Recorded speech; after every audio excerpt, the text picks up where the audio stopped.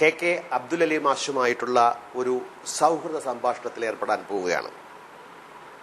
അദ്ദേഹം മതപാഠശാലയിൽ വിദ്യാഭ്യാസം പൂർത്തിയാക്കിയ ആള് മാത്രമല്ല, അദ്ദേഹം മുസ്ലിം മതപാഠശാലയിൽ അധ്യാപകനായിരുന്നു. പിന്നീട് ഗവൺമെന്റ് സ്കൂളിൽ അറബി അധ്യാപകനായി ജോലി നോക്കിയിട്ടുണ്ട്. ഞാൻ പറയാൻ ഉദ്ദേശിക്കുന്നത്, അറബി പാണ്ഡിത്യമുള്ള ഒരു യുക്തിവാദി എന്ന നിലയ്ക്കാണ് അദ്ദേഹത്തോട് നമ്മളിവിടെ കുറെ സംവദിക്കാൻ ഉദ്ദേശിക്കുന്നത്. അദ്ദേഹത്തിന്റെ വിലപ്പെട്ട ഒരു പുസ്തകമാണ് മുസ്ലിം പിന്തുടർച്ചാവകാശ നിയമം, ഒരു സമഗ്ര പഠനം എന്ന ഈ പുസ്തകം. എൻ്റെ അറിവിൽ മലയാളത്തിൽ ഇത്തരത്തിലൊരു ഗ്രന്ഥം ഉണ്ടായിട്ടുണ്ടോ എന്നത് സംശയമാണ്. ഇസ്ലാമിൻ്റെ ഭാഗത്ത് നിന്നുകൊണ്ട് ഖുർആനെ ആധികാരികമാക്കിക്കൊണ്ട് തന്നെ ചരിത്രപരമായി ഏവർക്കും അംഗീകരിക്കാവുന്ന ഒരു സമഗ്ര പഠനം തന്നെയാണ് ഇത്.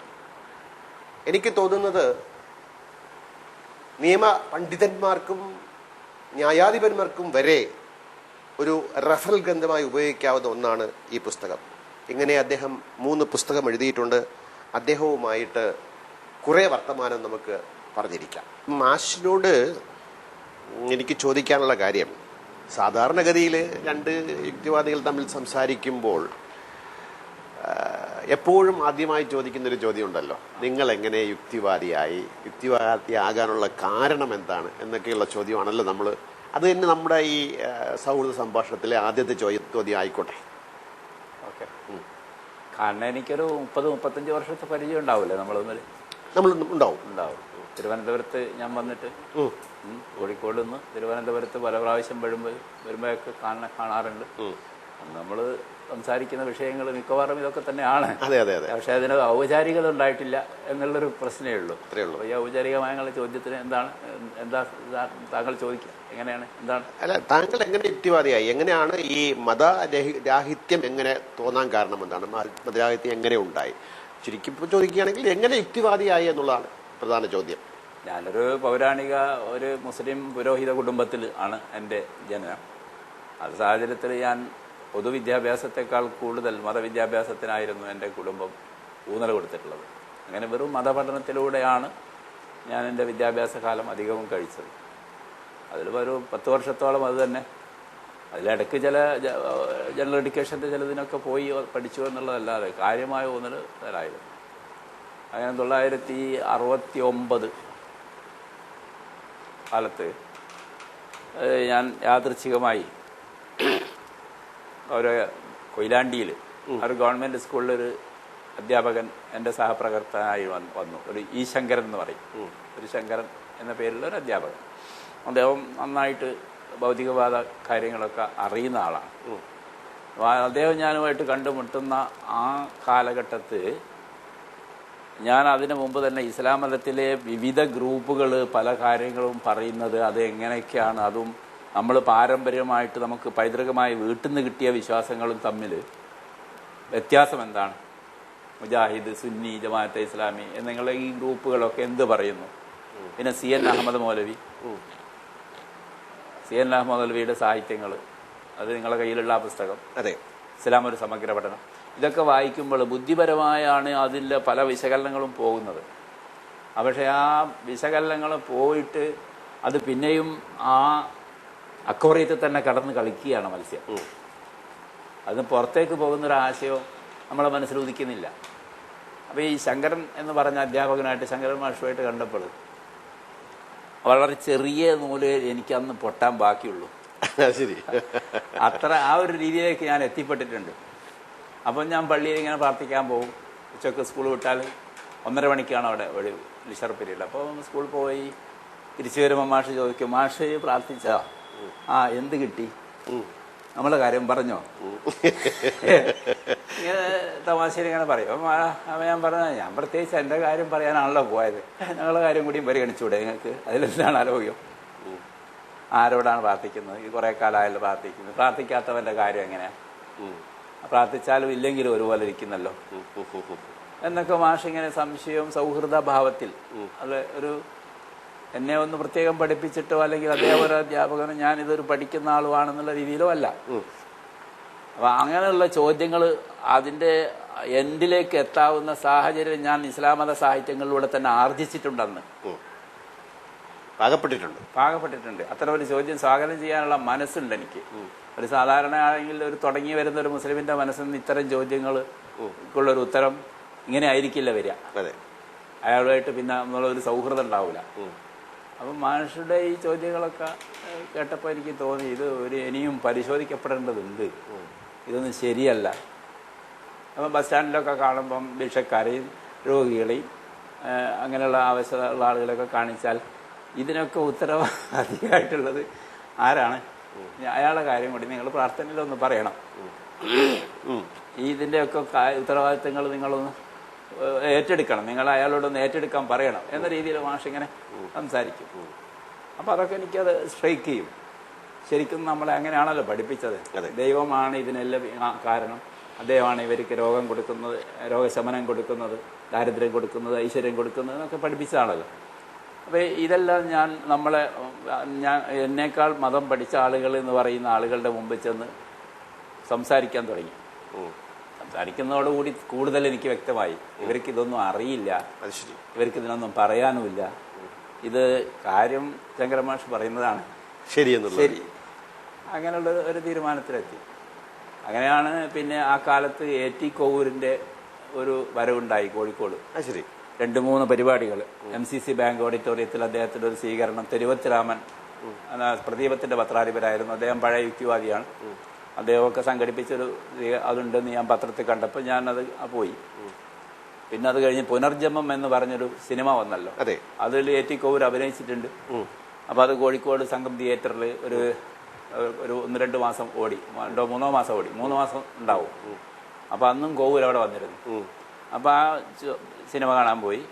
ആ സിനിമയിൽ നിന്ന് ഈ പുനർജന്മത്തെപ്പറ്റി, മതത്തെപ്പറ്റി, മതബോധം തെറ്റായ ബോധം ആണ്, അതൊരു മനഃശാസ്ത്ര കഥയാണ്. എങ്കിലും അതിലൂടെ മതത്തിന്റെ, അതായത് ആ സ്ത്രീക്ക് കുട്ടികളുണ്ടാവാത്തതിന് ഒരു മതപരമായ കാരണങ്ങൾ, മന്ത്രവാദപരമായ കാരണങ്ങൾ മന്ത്രവാദക്കാർ പലതും നിരത്തുന്നു, അതൊക്കെ പരാജയപ്പെട്ടു പോകുന്നു. അപ്പൊ ഇതൊരു ശാസ്ത്രീയമായൊരു കാരണം ഇതിന്റെ പിന്നിലുണ്ട്. അത് മനഃശാസ്ത്രമാണ്. അതിൽ നായകന് ഉള്ള ഒരു മനസ്സിന്റെ വൈകല്യം കൊണ്ട് വന്നിട്ടുള്ള ഒരു പ്രശ്നമാണതെന്ന് അദ്ദേഹം അങ്ങനെ അത് വായിച്ചു. അപ്പൊ തെരഞ്ഞെടുത്ത കൃതികളിൽ നിന്നുള്ള അദ്ദേഹത്തിന്റെ പുസ്തകമുണ്ട്, അത് പ്രഭാത ബുക്ക് ഹൗസ് പ്രസിദ്ധീകരിച്ചിരുന്നു. അപ്പൊ അത് വാങ്ങി വായിച്ചു. അതിന് അക്കാലത്ത് തന്നെ പവനന്റെ ഒരു യുക്തിവിചാരം എന്നുള്ളൊരു പുസ്തകം, അത് യുക്തിവിചാരം മാസിക വരുന്നതിന് മുമ്പ് യുക്തിവിചാരം എന്ന പേരിൽ അദ്ദേഹം ഒരു പുസ്തകം ഇറക്കിയിരുന്നു. അപ്പൊ അങ്ങനത്തെ ഒക്കെ വായിക്കും. പിന്നെ എടമറികിന്റെ തേരാളി എന്ന് പറഞ്ഞ അത് ചെറിയ തോതിൽ ഒരു മാസിക വന്നിരുന്നു. ആ മാസികയിലും അദ്ദേഹം വന്നിട്ടുള്ളതാണ്. അപ്പൊ ഈ ന്യൂനപക്ഷ മതങ്ങളിൽ നിന്ന് വരുന്ന ആള്, അതും പിന്നെ അത് ഒരു പുരോഹിതനാവാൻ വേണ്ടി ശ്രമിച്ചിട്ടുള്ള ഒരാള്, സെമിനാരിയിൽ പഠിച്ചുകൊണ്ടിരുന്ന ഒരാൾ, അദ്ദേഹം ഇങ്ങനെ മതത്തെ എതിർക്കുന്നു. അപ്പം അദ്ദേഹത്തിന് നമ്മുടെ ഹിന്ദു സൊസൈറ്റിയിൽ നിന്ന് മതത്തെ നിഷേധിച്ച് വരുന്ന ആളുകൾക്കില്ലാത്ത പ്രയാസങ്ങൾ മുസ്ലിം ക്രിസ്ത്യൻ വിഭാഗങ്ങളിൽ നിന്ന് വരുന്നവർക്കുണ്ടല്ലോ. അപ്പം അദ്ദേഹത്തിന്റെ തേരാളി മാസിക അതിങ്ങനെ വാങ്ങി വായിക്കും ഇടക്ക്. പക്ഷെ അങ്ങനെ സ്ഥിരമായിട്ടൊന്നും വന്നുകൊണ്ടിരുന്നില്ല. ഇടയ്ക്ക് എപ്പോഴെങ്കിലും കോഴിക്കോട് പോകുമ്പോൾ ഇങ്ങനെ കാണും. അങ്ങനെ വർഷങ്ങൾ കഴിഞ്ഞപ്പോൾ പിന്നെ ഞങ്ങൾ അവിടെയുള്ള ഒരു അധ്യാപകന്മാർ, എനിക്ക് യുക്തിവിചാരം മാസിക, അപ്പോഴത്തെ യുക്തിവിചാരം മാസികയും യുക്തിവാദി ഉണ്ണി കാക്കനാട് MC ജോസഫിന്റെ തുടർച്ചയായി നടത്തിയിരുന്നല്ലോ, ആ മാസികയൊക്കെ എനിക്ക് വരുന്നത് ഞാൻ അവിടെ ക്ഷേത്രത്തിന്റെ മുമ്പിൽ ഒരു വായനശാല ഉണ്ട്, അവിടെ കൊണ്ടുപോയി ഇടും. വെറുതെ അവിടെ ഇട്ടേക്കുന്ന. അപ്പൊ അത് അവിടുത്തെ ചില അധ്യാപകന്മാരും കുറെ യുവാക്കൾ, എന്നെക്കാൾ എനർജറ്റിക് ആയിട്ടുള്ള യുവാക്കളും അത് കണ്ടുപിടിച്ച് മാഷ് നമുക്കിവിടെ യുക്തിവാദി സംഘം ഉണ്ടാക്കണം എന്ന് പറഞ്ഞു. അങ്ങനെ 1978 ഞങ്ങളിവിടെ സംഘം ഉണ്ടാക്കിയപ്പോൾ അവരൊക്കെ പിന്നെ പല കാരണങ്ങളാലും പിന്നോട്ട് പോയെങ്കിലും ഞാൻ ഈ മതത്തിൽ കീൻ ഇൻട്രസ്റ്റഡ് ആയതുകൊണ്ട് മതവിമർശനവും അതിൻ്റെ വസ്തുതയും എന്നെ വല്ലാതെ ആകർഷിച്ചു. അപ്പം ഞാനത് സ്റ്റേറ്റ് കമ്മിറ്റിയിലെത്തി, അവിടെ ജില്ലാ കമ്മിറ്റിയിലെത്തി, പിന്നെ സ്റ്റേറ്റ് കമ്മിറ്റിയിലെത്തി. ഇങ്ങനെ അപ്പോഴേക്ക് പലപ്പോഴും പ്രസംഗിക്കാൻ വേണ്ടി കണ്ണൂരിൽ നിന്ന് MBK, ഗംഗൻ അഴീക്കോട്, സർവോപരി U കലാനാഥൻ, ഇവരൊക്കെ വരുമ്പോൾ ഒരു മുസ്ലിം നാമധാരി എന്ന രീതിയിൽ എനിക്ക് അവരെ ഒരു പ്രത്യേക പരിഗണന തന്നെ എന്നെ കൂട്ടിക്കൊണ്ടുപോകും. അന്ന് താങ്കളല്ലാതെ മുസ്ലിം ഭാഗത്ത് നിന്ന് ആരെങ്കിലും ഉണ്ടായിരുന്നതല്ലേ? മുസ്ലിം ഭാഗത്തു നിന്ന് അന്ന് ആ കാലത്ത് പ്രത്യേകിച്ച് ആരും ഞാൻ കണ്ടിട്ടില്ല. അതിന് പ്രസംഗ രംഗത്ത് കണ്ടിട്ടില്ലെങ്കിലും VI കോയ എന്ന് പറഞ്ഞ ഒരാൾ വയനാട് ജില്ലാ സെക്രട്ടറി ആയിരുന്നു. അയാളൊരു തങ്ങളായിരുന്നു. തങ്ങൾമാരെ പറ്റി നമുക്ക് പിന്നെ പറയേണ്ടി വരാം. അയാൾ ഒരു LIC ഏജന്റ്, ഒരു തങ്ങളായിരുന്നു. പിന്നെ ഇവിടെ പത്തനാപുരത്ത് നിന്നൊരാളുണ്ട്. പിന്നെ തിരുവനന്തപുരത്ത് AK ഹമീദ്. ഇവരൊക്കെ എന്ന് പറഞ്ഞാൽ സംഘടനാ രംഗത്ത് മാത്രമുള്ളതാണ്. പിന്നെ ഈ ക്ലാസിക്കൽ ചർച്ച, മതത്തിന്റെ ഡെപ്തിലേക്ക് ആഴത്തിലേക്ക് ഇറങ്ങിയിട്ട് അത് ശരിയോ തെറ്റോ എന്ന് അപഗ്രഥിക്കാനുള്ള ഒരു കാര്യം അവരൊന്നും ചെയ്തുകൊണ്ടിരുന്നില്ല. പക്ഷേ ഇപ്പം ഞാൻ ഇപ്പം മാഷ് പറഞ്ഞത് ഈ മതവുമായി ബന്ധപ്പെട്ട് നിൽക്കുമ്പോൾ തന്നെ സംശയങ്ങളൊക്കെ ഉണ്ടായി. അപ്പോഴാണ് ശങ്കരൻ മാഷിനെ കാണുന്നത്. അങ്ങനെ ഒരു അഭിപ്രായം താങ്കൾക്ക് രൂപപ്പെട്ടു വരാൻ കാരണമായത്. ഇപ്പൊ എന്റെ കാര്യം പറയുകയാണെങ്കിൽ എനിക്കൊരു തീപ്പൊരി വീണത് പോലെയാണ്. എന്ന് വെച്ചാല് ഒരിക്കൽ പള്ളിയിൽ അസർ നിസ്കാരം കഴിഞ്ഞ് മഗ്‌രിബ് നിസ്കാര ഇടവേളയിൽ കുറെ മുതിർന്ന ആളുകൾ, എന്നെക്കാളും വളരെ മുതിർന്ന ആളുകളുമായിട്ട് ഞാൻ ചർച്ച ചെയ്യാം. അപ്പൊ അതിൽ ഒരാള് എന്നോട് പറഞ്ഞു, ഈ ലൈലത്തുൽ ഖദർ വരുമ്പോൾ അതിന്റെ അനുഗ്രഹം ഇന്ത്യക്കാർക്ക് കിട്ടുമ്പോൾ അമേരിക്കയിൽ രാത്രി ആയതുകൊണ്ടല്ലേ ലൈലത്തുൽ ഖദർ അത് നമുക്ക് സംസാരിക്കാം. ലൈലത്തുൽ ഖദർ ഇറങ്ങുമ്പോൾ ഞാൻ എങ്ങനെ യുക്തിവാദി ഒരു തീപ്പൊരി വീണ സംഭവം പറയാം. അതുപോലെ എന്തെങ്കിലും ഒരു മതപരമായ ഒരു സ്ട്രൈക്കിംഗ് ഉണ്ടായ പോയിന്റ് പറയാൻ പറ്റുമോ? മതപരമായ സ്ട്രൈക്ക് എനിക്ക് തോന്നുന്നത് ജനങ്ങളുടെ ദാരിദ്ര്യവും രോഗവും അവശതകളും അത് പിന്നെ ദൈവം പരിഹരിക്കുമെന്ന് പറഞ്ഞിട്ട് നമുക്ക് കൃത്യമായി ഖുർആനിലൊക്കെ ഒരുപാട് വചനങ്ങളുണ്ടല്ലോ. അപ്പൊ അതിന്റെ പരിഹാരത്തിലേക്ക് ഇദ്ദേഹത്തിന്റെ ഒരു പങ്ക് കാണുന്നില്ല. അങ്ങനെ ഒരാൾ അതിലൊരു പങ്ക് വഹിക്കുന്നതായിട്ട് നമുക്ക് ഒട്ടും തോന്നാത്തൊരു സ്ഥിതി. അത് വളരെ ഭക്തന്മാരായ ആളുകൾ, അവർ നമ്മളെക്കാൾ നിരീശ്വരവാദിയായ എന്നേക്കാൾ വളരെയധികം ദാരിദ്ര്യത്തിലാണ് അവരാണെങ്കിൽ പള്ളിയിൽ നിന്ന് ഇറങ്ങാത്തവരാണ്. അവർ ഉന്നത കുടുംബങ്ങളിൽ വിചാരിച്ചിങ്ങനെ കഴിയുന്നവരാണ്. അപ്പൊ ഇത് നമ്മുടെ ഈ ദൈനംദിന പ്രശ്നങ്ങൾ, ജീവിത പ്രശ്നങ്ങളൊന്നും പരിഹരിക്കുന്നതിന്റെ ഇയാൾക്കൊരു പങ്കില്ലല്ലോ എന്നുള്ളതാണ് ഞാൻ ആദ്യമായിട്ട് മാറി ചിന്തിക്കാനുള്ള ഒരു കാരണമായി തീർന്നത്. സാമൂഹ്യ കാരണങ്ങൾ അതാണ്. പിന്നെ നല്ലൊരു കാരണം കൂടിയാണ്. പിന്നുള്ള കാരണം ആ വിധിവിശ്വാസം, അതാണ് പിന്നെ എന്നെ ഇതുമായിട്ട് ബന്ധപ്പെടുത്തിയാണ്. വിധി എന്ന് വെച്ചാൽ 4-ാം മാസത്തിൽ തന്നെ ജനിച്ചു വരുമ്പോൾ, ഗർഭാശയത്തിലിരിക്കുമ്പോൾ, മാതാവിന്റെ ഗർഭാശയത്തിലിരിക്കുന്ന ഭ്രൂണത്തിന് 4 മാസം വളർച്ചയാവുന്ന കാലത്ത് അവൻ എത്ര ആഹാരം കഴിക്കണം, അവൻ എത്ര കാലം ജീവിക്കണം, അവൻ എന്തൊക്കെ ചെയ്യണം എന്ന് രേഖപ്പെടുത്തി വെച്ചിരിക്കുന്നു. ലഹുൽ മഹ്ഫൂദ് അല്ല. നീ 4-ാം മാസത്തില് ഗർഭാശയത്തിൽ ഇരിക്കുന്ന 4 മാസം പ്രായമായ കുട്ടിയെ സംബന്ധിച്ച കാര്യങ്ങൾ റെക്കോർഡ് ചെയ്യാൻ വേണ്ടി ദൈവം മാലാഖയെ അയക്കുന്നു. എന്നിട്ട് അവന്റെ റിസ്ക്, അജല്, അമല്, അതായത് ആഹാരം, എത്ര കാലം ജീവിക്കും, എന്തൊക്കെ പ്രവർത്തിക്കും, ഈ കാര്യങ്ങൾ രേഖപ്പെടുത്തി വെക്കുന്നു. അപ്പൊ രേഖപ്പെടുത്തി പോയിട്ടുണ്ട്. ഈ രേഖപ്പെടുത്തിയത് മറികടക്കാൻ നമുക്ക് സാധിക്കില്ല. കാരണം ദൈവം രേഖപ്പെടുത്തിയ ആൾ സർവശക്തനായ ആളാണ്. അപ്പം നമ്മൾ ഈ പ്രാർത്ഥിക്കുന്നത് എന്തിനാണ്? അങ്ങനെയാണെങ്കിൽ അയാൾ പ്രാർത്ഥിക്കണം തീരുമാനിച്ചാൽ നമ്മൾ പ്രാർത്ഥിക്കും. അയാൾ നമ്മൾ നിരീശ്വരവാദിയാവണം വിചാരിച്ചാൽ നമ്മളാവും. അയാളെ മറികടക്കാൻ നമുക്ക് സാധിക്കില്ലല്ലോ. അല്ല, അങ്ങനെ വരുമ്പോഴത്തേക്കും ഖുർആനിൽ പറയുന്നുണ്ടല്ലോ, അള്ളാഹു ഇച്ഛിക്കുന്നവർക്ക് അള്ളാഹു തൗഫീക്ക് നൽകുകയുള്ളൂ. അതിന്റെ ഖുർആൻ ആയത്ത് ഓർമ്മയുണ്ടോ? ഉണ്ട്. അത് ഒമാത്തശാഊന ഇല്ലാ ഇൻഷാ അല്ലാഹു റബ്ബുൽ ആലമീൻ എന്നുണ്ട്. സർവശക്തനായ അള്ളാഹു വിചാരിക്കുന്നതല്ലാതെ, സർവ്വലോക പരിപാലകനായ അള്ളാഹു ഉദ്ദേശിക്കുന്നതല്ലാതെ നിങ്ങൾ ഉദ്ദേശിക്കില്ല. അപ്പൊ ഈ 4-ാം മാസത്തിലായിക്കോട്ടെ അയാൾ ഉദ്ദേശിച്ചത്, എപ്പോഴായാലും അയാൾ ഉദ്ദേശിച്ചതാണത്. പിന്നെ അതിന് വേറെ ചില വേർഷനിൽ നമ്മൾ ഈ സൃഷ്ടിയിൽ തന്നെ 4-ാം മാസത്തിന്റെ കാലം എത്തുന്നതിന് മുമ്പ് തന്നെ ഇങ്ങനെയുള്ള തീരുമാനങ്ങൾ ഉണ്ടായിട്ടുണ്ടെന്ന് പറയുന്നുണ്ട്. പക്ഷേ അപ്പം ഈ നമ്മളിപ്പോ ലോക ജനസംഖ്യ എടുക്കുകയാണെങ്കിൽ ഇപ്പൊ ഒരു 700 കോടി ഉണ്ടെന്ന് വെക്കാം. ഇപ്പൊ നമ്മള് മനുഷ്യരാശി ഉണ്ടായിട്ട് ഏകദേശം 2 ലക്ഷം വർഷമായെന്നാണ് ശാസ്ത്രം പറയുന്നത്. അപ്പൊ ഈ 2 ലക്ഷം വർഷത്തിനിടയ്ക്ക് ജീവിച്ചു മരിച്ചുപോയ ആളുകൾ ഇനി ഈ ഭൂമുഖത്ത് നിന്ന് നമ്മുടെ വംശം നാശം സംഭവിച്ചു പോകുന്നത് വരെയോ മറ്റെന്തെങ്കിലും സംഭവിക്കുന്നത് വരെയോ ഒരുപാട് ആളുകൾ ജീവിച്ചു മരിക്കാനുണ്ട്. അപ്പൊ ഇവരൊക്കെ ഇസ്ലാം ആകണ്ടെന്ന് തീരുമാനിച്ച അള്ളാഹു അല്ലേ? തീർച്ചയായും അങ്ങനെയാണ്. അദ്ദേഹം തന്നെയാണ് അവരിങ്ങനെ ആവണ്ടെന്ന് തീരുമാനിച്ചത്.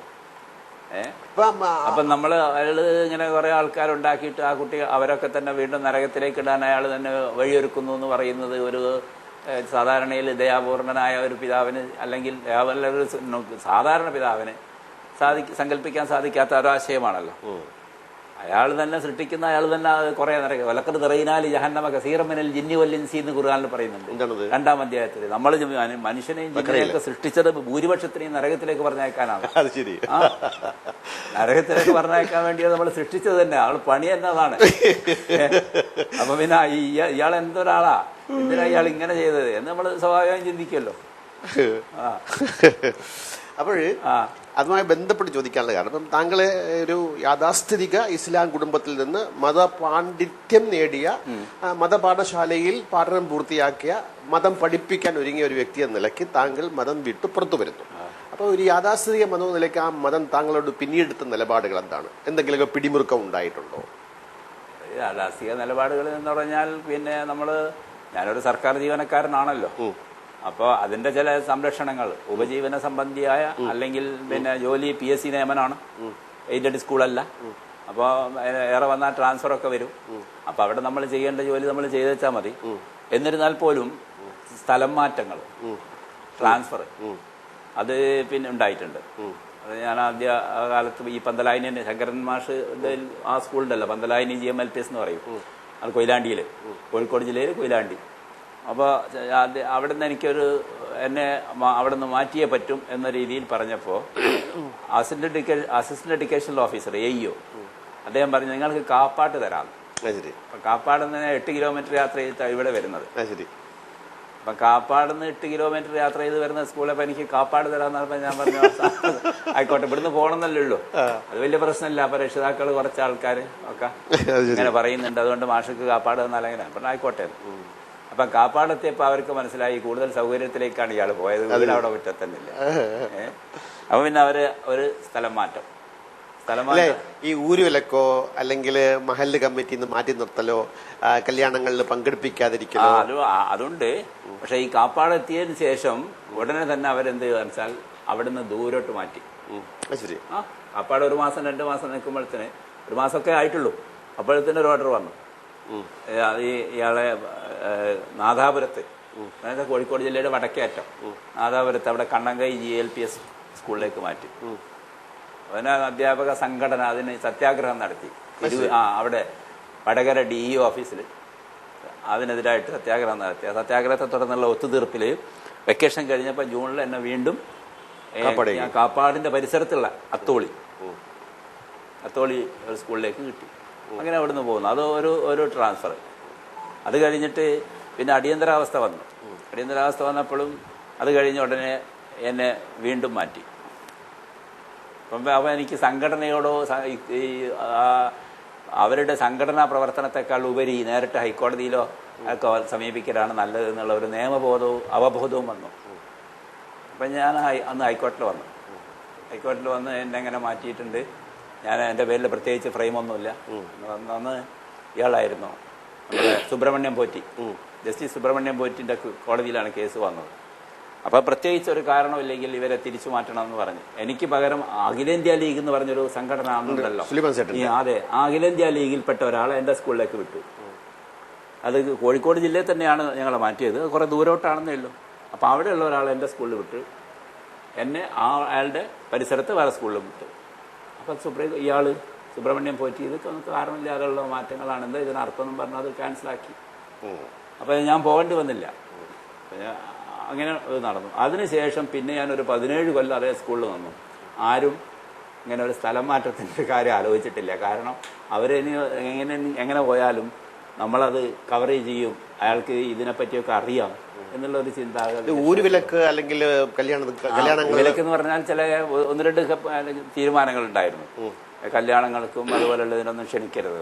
അപ്പൊ അത് ഒരു പള്ളി കമ്മിറ്റി തീരുമാനം എടുക്കുമ്പോൾ അവരുടെ ഒരു കമ്മിറ്റിയുടെ തീരുമാനത്തിൽ ഒരാൾ എണീറ്റെന്ന് പറഞ്ഞു, ഞങ്ങളൊരു ബന്ധക്കാരാണ്, അപ്പം കല്യാണ ആവശ്യങ്ങൾക്കൊക്കെ അയാളെ ഞങ്ങൾ ക്ഷണിക്കേണ്ടി വരും. അതിൽ ഒന്ന് വന്നു, ഹിന്ദുക്കളെയും വിളിക്കരുത്, ഇയാളെയും വിളിക്കരുത്. ശരി. അത് കേസരിന്റെ റിപ്പോർട്ട് വന്നു. എന്നിട്ട് ഞാനത് കാണുന്നത് ഇങ്ങനെ ഒന്നും ഉണ്ടായിരുന്നു മറ്റൊരു പറഞ്ഞു നോക്കി ഒരു കേസരിന്റെ റിപ്പോർട്ട് വന്നപ്പോൾ ഈ കേസരി വായിച്ചുകൊണ്ടിരിക്കുമ്പോൾ ഇങ്ങനെ ഒരു സംഭവം ഉണ്ടായി നമ്മുടെ നാട്ടിൽ നിന്ന് ഞാൻ അറിയുന്നത്. ഞാനത് മൈൻഡ് ചെയ്യുന്നില്ല. നമ്മളവിടെ അവരെ മീറ്റിംഗ് നടക്കട്ടെ നടക്കാതിരിക്കട്ടെ, ഞാൻ നമ്മുടെ ഒഴുക്കി പോവല്ലേ. അപ്പോൾ ഹിന്ദുക്കളെയും വിളിക്കരുത് എന്ന് പറഞ്ഞ ഇത് വന്നപ്പോൾ ഹിന്ദുക്കളെ പ്രശ്നം വരുന്നതിൻ്റെ മുമ്പ് തന്നെ എൻ്റെ കാര്യത്തിൽ അവിടെ ഒരു കുടുംബക്കാരൻ എഴുന്നേറ്റെന്ന് പറഞ്ഞു, ഇങ്ങനെ ഞങ്ങൾക്ക് പറ്റില്ല അയാളെ വിളിക്കാതിരിക്കാൻ, അതുകൊണ്ട് അങ്ങനെ തീരുമാനം വേണ്ട എന്ന് പറഞ്ഞാൽ അങ്ങനെ ക്യാൻസലായി.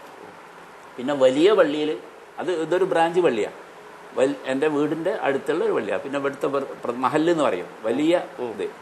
ആ സംവിധാനത്തിൽ ഇങ്ങനെ വന്നു. അപ്പോൾ അതിൽ മുസ്ലിം ലീഗിൻ്റെയും CPM-ൻ്റെയും ഒക്കെ ആൾക്കാരാണല്ലോ കമ്മിറ്റിയിലുള്ളത്. അപ്പോൾ CPM-ൻ്റെ ഒരാൾ എഴുന്നേറ്റ് പറഞ്ഞു, ഇവിടുത്തെ മുസ്ലിം ലീഗിൻ്റെ ആളുകളൊക്കെ അറബി അധ്യാപകന്മാരും മറ്റൊക്കെ ആണല്ലോ, അവർ ഇയാളുമായിട്ട് വളരെ ക്ലോസ് ആണ്.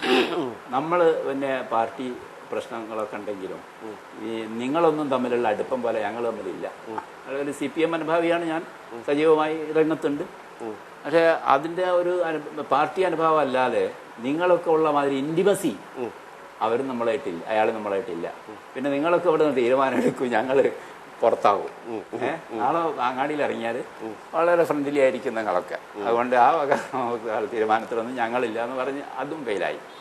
അങ്ങനെ 1-2 ഫെയിലായി. പിന്നെ പ്രത്യേകിച്ച് ആളുകൾ മിണ്ടാതെ നടക്കുന്നവരില്ല, അപൂർവം ചിലരൊക്കെ എന്തോ ഉള്ളിൽ അങ്ങനെ ഉണ്ട്. പക്ഷെ അവരായിട്ട് ഞാൻ നേരത്തെ ബന്ധമുള്ളവരും ഉണ്ടാതിരുന്നെങ്കിലല്ലേ നമ്മളിങ്ങനെ ഇന്നാൾ മിണ്ടുന്നില്ലല്ലോ എന്നുള്ളത് പരിഗണിക്കുള്ളൂ. നമ്മുടെ അടുത്ത സുഹൃത്തായ ഒരാൾ നമ്മളവിടെ ഒരു സൗഹൃദം കാണിച്ചുകൊണ്ടിരുന്ന ആൾ ബ്രേക്ക് ചെയ്യുമ്പോഴല്ലേ അയാൾ നമ്മളായിട്ട് എന്തോ ഉണ്ടോയെന്ന് അറിയുന്നത്. വേറെ ഏതെങ്കിലും ആളുകൾ ഇതിന്റെ പേരിലാണ് അയാൾ മിണ്ടാതെ പോകുന്നതെങ്കിൽ അയാൾ മിണ്ടാതിരിക്കലും നമുക്ക് പ്രശ്നമല്ലല്ലോ. അങ്ങനെ ചിലരൊക്കെ ഉണ്ടെന്ന് ഞാൻ കേട്ടിട്ടുണ്ട്. ഈ ഹിന്ദുക്കളെയും താങ്കളെയും ഒഴിവാക്കണമെന്ന് പറയുമ്പോഴേ അങ്ങനെ മുസ്ലിം ഹിന്ദു വിഭാഗീയത നാട്ടിലുണ്ടായിരുന്നു. അത് അങ്ങനെ ഒഴിവാക്കാതെ ചില വളരെ യാഥാസ്ഥ്യന്മാരായ ആളുകളാണത്. മൊത്തം മുസ്ലിം വികാരമല്ല അത് കല്യാണത്തിനും കാര്യങ്ങൾക്കൊക്കെ അങ്ങോട്ടും ഇങ്ങോട്ടും കൂടുക എന്ന് പറഞ്ഞൊരു 10-40 കൊല്ലമായിട്ട് എല്ലാവരും ഹിന്ദുക്കളായാലും മുസ്ലിങ്ങളായാലും കല്യാണത്തിന് ക്ഷണിക്കുകയും പോവുകയും വരികയൊക്കെ ചെയ്യുന്ന ഒരു സ്ഥിതി നാട്ടിൽ പൊതുവിൽ വന്നിട്ടുണ്ട് ഒരു 10-40 കൊല്ലമായിട്ട്. ആദ്യം ഞങ്ങൾ ആ ഏരിയയിൽ, മുസ്ലിം ഏരിയയിൽ ഹിന്ദുക്കൾക്ക് കട കൊടുക്കുമായിരുന്നില്ല, കച്ചവടത്തിനൊന്നും. ഇപ്പോഴും മുസ്ലിം പള്ളി ജമാഅത്തിന്റെ ഹിന്ദുക്കൾക്ക് കൊടുക്കാത്തൊരു സംവിധാനം ഉണ്ടല്ലേ? ഇപ്പൊ എന്റെ പ്രദേശത്ത് ഒരു പള്ളിയുണ്ട്, ആ പള്ളിയിൽ ഹിന്ദുക്കൾക്ക് കട കൊടുക്കൂല. അങ്ങനെ ഒരു തീരുമാനം എടുത്ത് തന്നെയാണ് അവർ മുന്നോട്ട് പോകുന്നത്.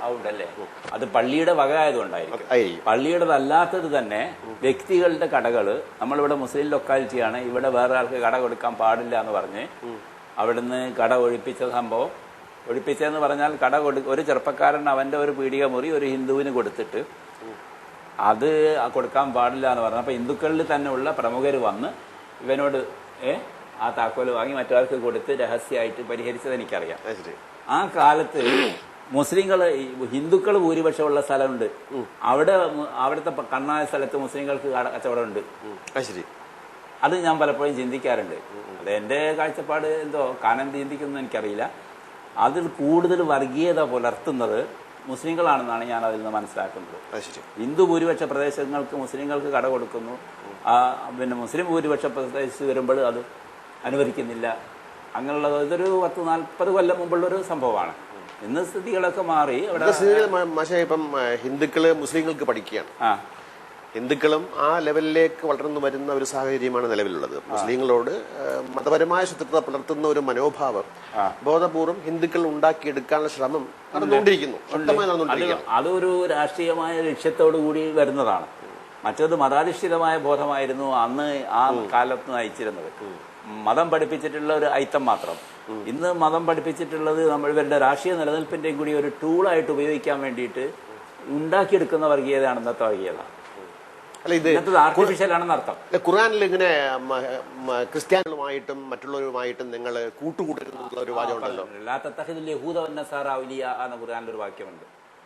ജൂതന്മാരെയും ക്രിസ്ത്യാനികളെയും നിങ്ങൾ സുഹൃത്തുക്കളാക്കരുത്. അതുണ്ട്. അത് ഈ മക്കയിലാണോ മദീനയാണോ അത് അവതരിച്ചത്? അത് മദീനയിൽ തന്നെ ആയിരിക്കാം. മക്കയിലുള്ള വചനങ്ങളിലുണ്ട്. മക്കയിലാണോ മദീനയിലാണോ എന്നുള്ളത് സൂക്ഷ്മമായി അത് വലിയ പ്രശ്നമല്ല. അത് നിലനിൽക്കുന്ന ആശയമാണ്. എന്നായാലും അന്നായാലും ഇന്നായാലും അത് ബാധകമാണ്. അതിൽ നിന്നാണ് നമ്മുടെ ജെറൂസലം പ്രശ്നം, മറ്റേ യഹൂദ പ്രശ്നങ്ങളൊക്കെ ഉയർന്നു വന്നിട്ടുള്ളത്. അത് ഇന്നത്തെ ആളുകൾ പറയും അത് യുദ്ധം നടക്കുന്ന അവസരത്തിലാണെന്നൊക്കെ. അത് അവർക്ക് തോന്നിയ മാതിരിയുള്ള അഭിപ്രായങ്ങൾ ഇങ്ങനെ പറയുന്നല്ലാതെ ഖുർആൻ വ്യക്തമായി പറയുന്നത് ജൂതന്മാരെ ക്രിസ്ത്യാനികളെ നിങ്ങൾ കൂട്ടുകൂടരുത് എന്ന് തന്നെയാണ്. നീണ്ട ഒരു പുരുഷായുസിന്റെ ഇടയ്ക്ക് താങ്കളുടെ ജീവിതത്തിൽ ഈ ഇസ്ലാം സമൂഹത്തിനകത്ത് മാറ്റങ്ങൾ ഉണ്ടായിട്ടുണ്ടോ? എന്തുതരം മാറ്റങ്ങളാണ് ഉണ്ടായിട്ടുള്ളത്? പോസിറ്റീവ് ആയിട്ടാണോ നെഗറ്റീവ് ആയിട്ടാണോ? അതൊന്ന് പറയാൻ പറ്റുമോ? വിദ്യാഭ്യാസത്തിന്റെ കാര്യത്തിലൊക്കെ നമ്മുടെ ആദ്യകാലത്ത് എൻ്റെ സഹോദരികളും ഈവൻ എൻ്റെ വൈഫ് പോലും സ്കൂളിൽ പോയിട്ടില്ല. ഇല്ല. അത് പറഞ്ഞാൽ പെൺകുട്ടികൾക്ക് എഴുത്ത് പഠിക്കൽ പാടില്ല, അത് തെറ്റാണ്. കുട്ടികളെ എഴുത്ത് പഠിപ്പിക്കരുത്, അവരെ മാളിക മുകളിൽ താമസിപ്പിക്കരുത്, അവർക്ക് തുന്നൽ പഠിപ്പിക്കുക എന്നങ്ങനെ ഹദീസുണ്ട്. നബിയുടെ വചനം അങ്ങനെ നബി പറഞ്ഞത്. അത് ബുഖാരിയല്ല, അംഗീകൃതമായ പല ഗ്രന്ഥങ്ങളിലും, അംഗീകൃത ഹദീസ് ഗ്രന്ഥങ്ങളിലുണ്ട്. ലാ തുഅല്ലിമൂഹുന്നൽ കിതാബത്ത വലാ തുസ്കിനൂഹുന്നൽ ഖുസൂറ, മാളിക മുകളിൽ താമസിപ്പിക്കരുത്. പിന്നെ അല്ലിമുഹുനൽ ഖയാത്തത്ത, അവരെ തുന്നൽ പഠിപ്പിക്കുക എന്നൊക്കെയുള്ള ഹദീസുകളുണ്ട്. അപ്പൊ ഇതെല്ലാം പ്രധാനപ്പെട്ട ഹദീസുകളായി നബിവചനങ്ങളായി കൊണ്ടു നടന്നിട്ട് പെൺകുട്ടികൾ എഴുത്ത് പഠിക്കരുത് എന്നുള്ള ഒരു ധാരണ. അത് നമ്മളെ കോഴിക്കോട് മീൻചന്തയിൽ സുലൈഖ എന്ന് പറഞ്ഞൊരു പെൺകുട്ടി സ്കൂൾ പോയി വരുന്ന അവസരത്തിൽ ഒരു രവി എന്ന് പറഞ്ഞ ഒരു പുരുഷനായിട്ട് സൗഹൃദമായി. സൗഹൃദം, കുട്ടിക്ക് സൗഹൃദം ഉണ്ടോ എന്നറിയില്ല. ഏതായാലും രവി കുട്ടിയെ കുത്തിക്കൊന്നു. കുട്ടിയെ കുത്തിക്കൊന്നു. അപ്പൊ അന്നത്തെ പ്രസംഗത്തിൽ എന്താ പറയുക വെച്ചാൽ സുലേഖ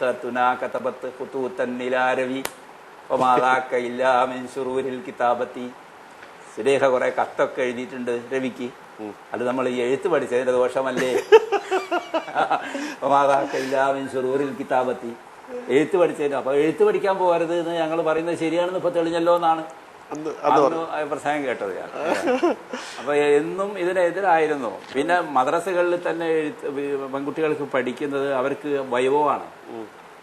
അവരുടെ ചോദ്യം ഒരു അധ്യാപകൻ ചോദിച്ചിട്ട് അയാൾ ഉത്തരം എഴുതലാണ്.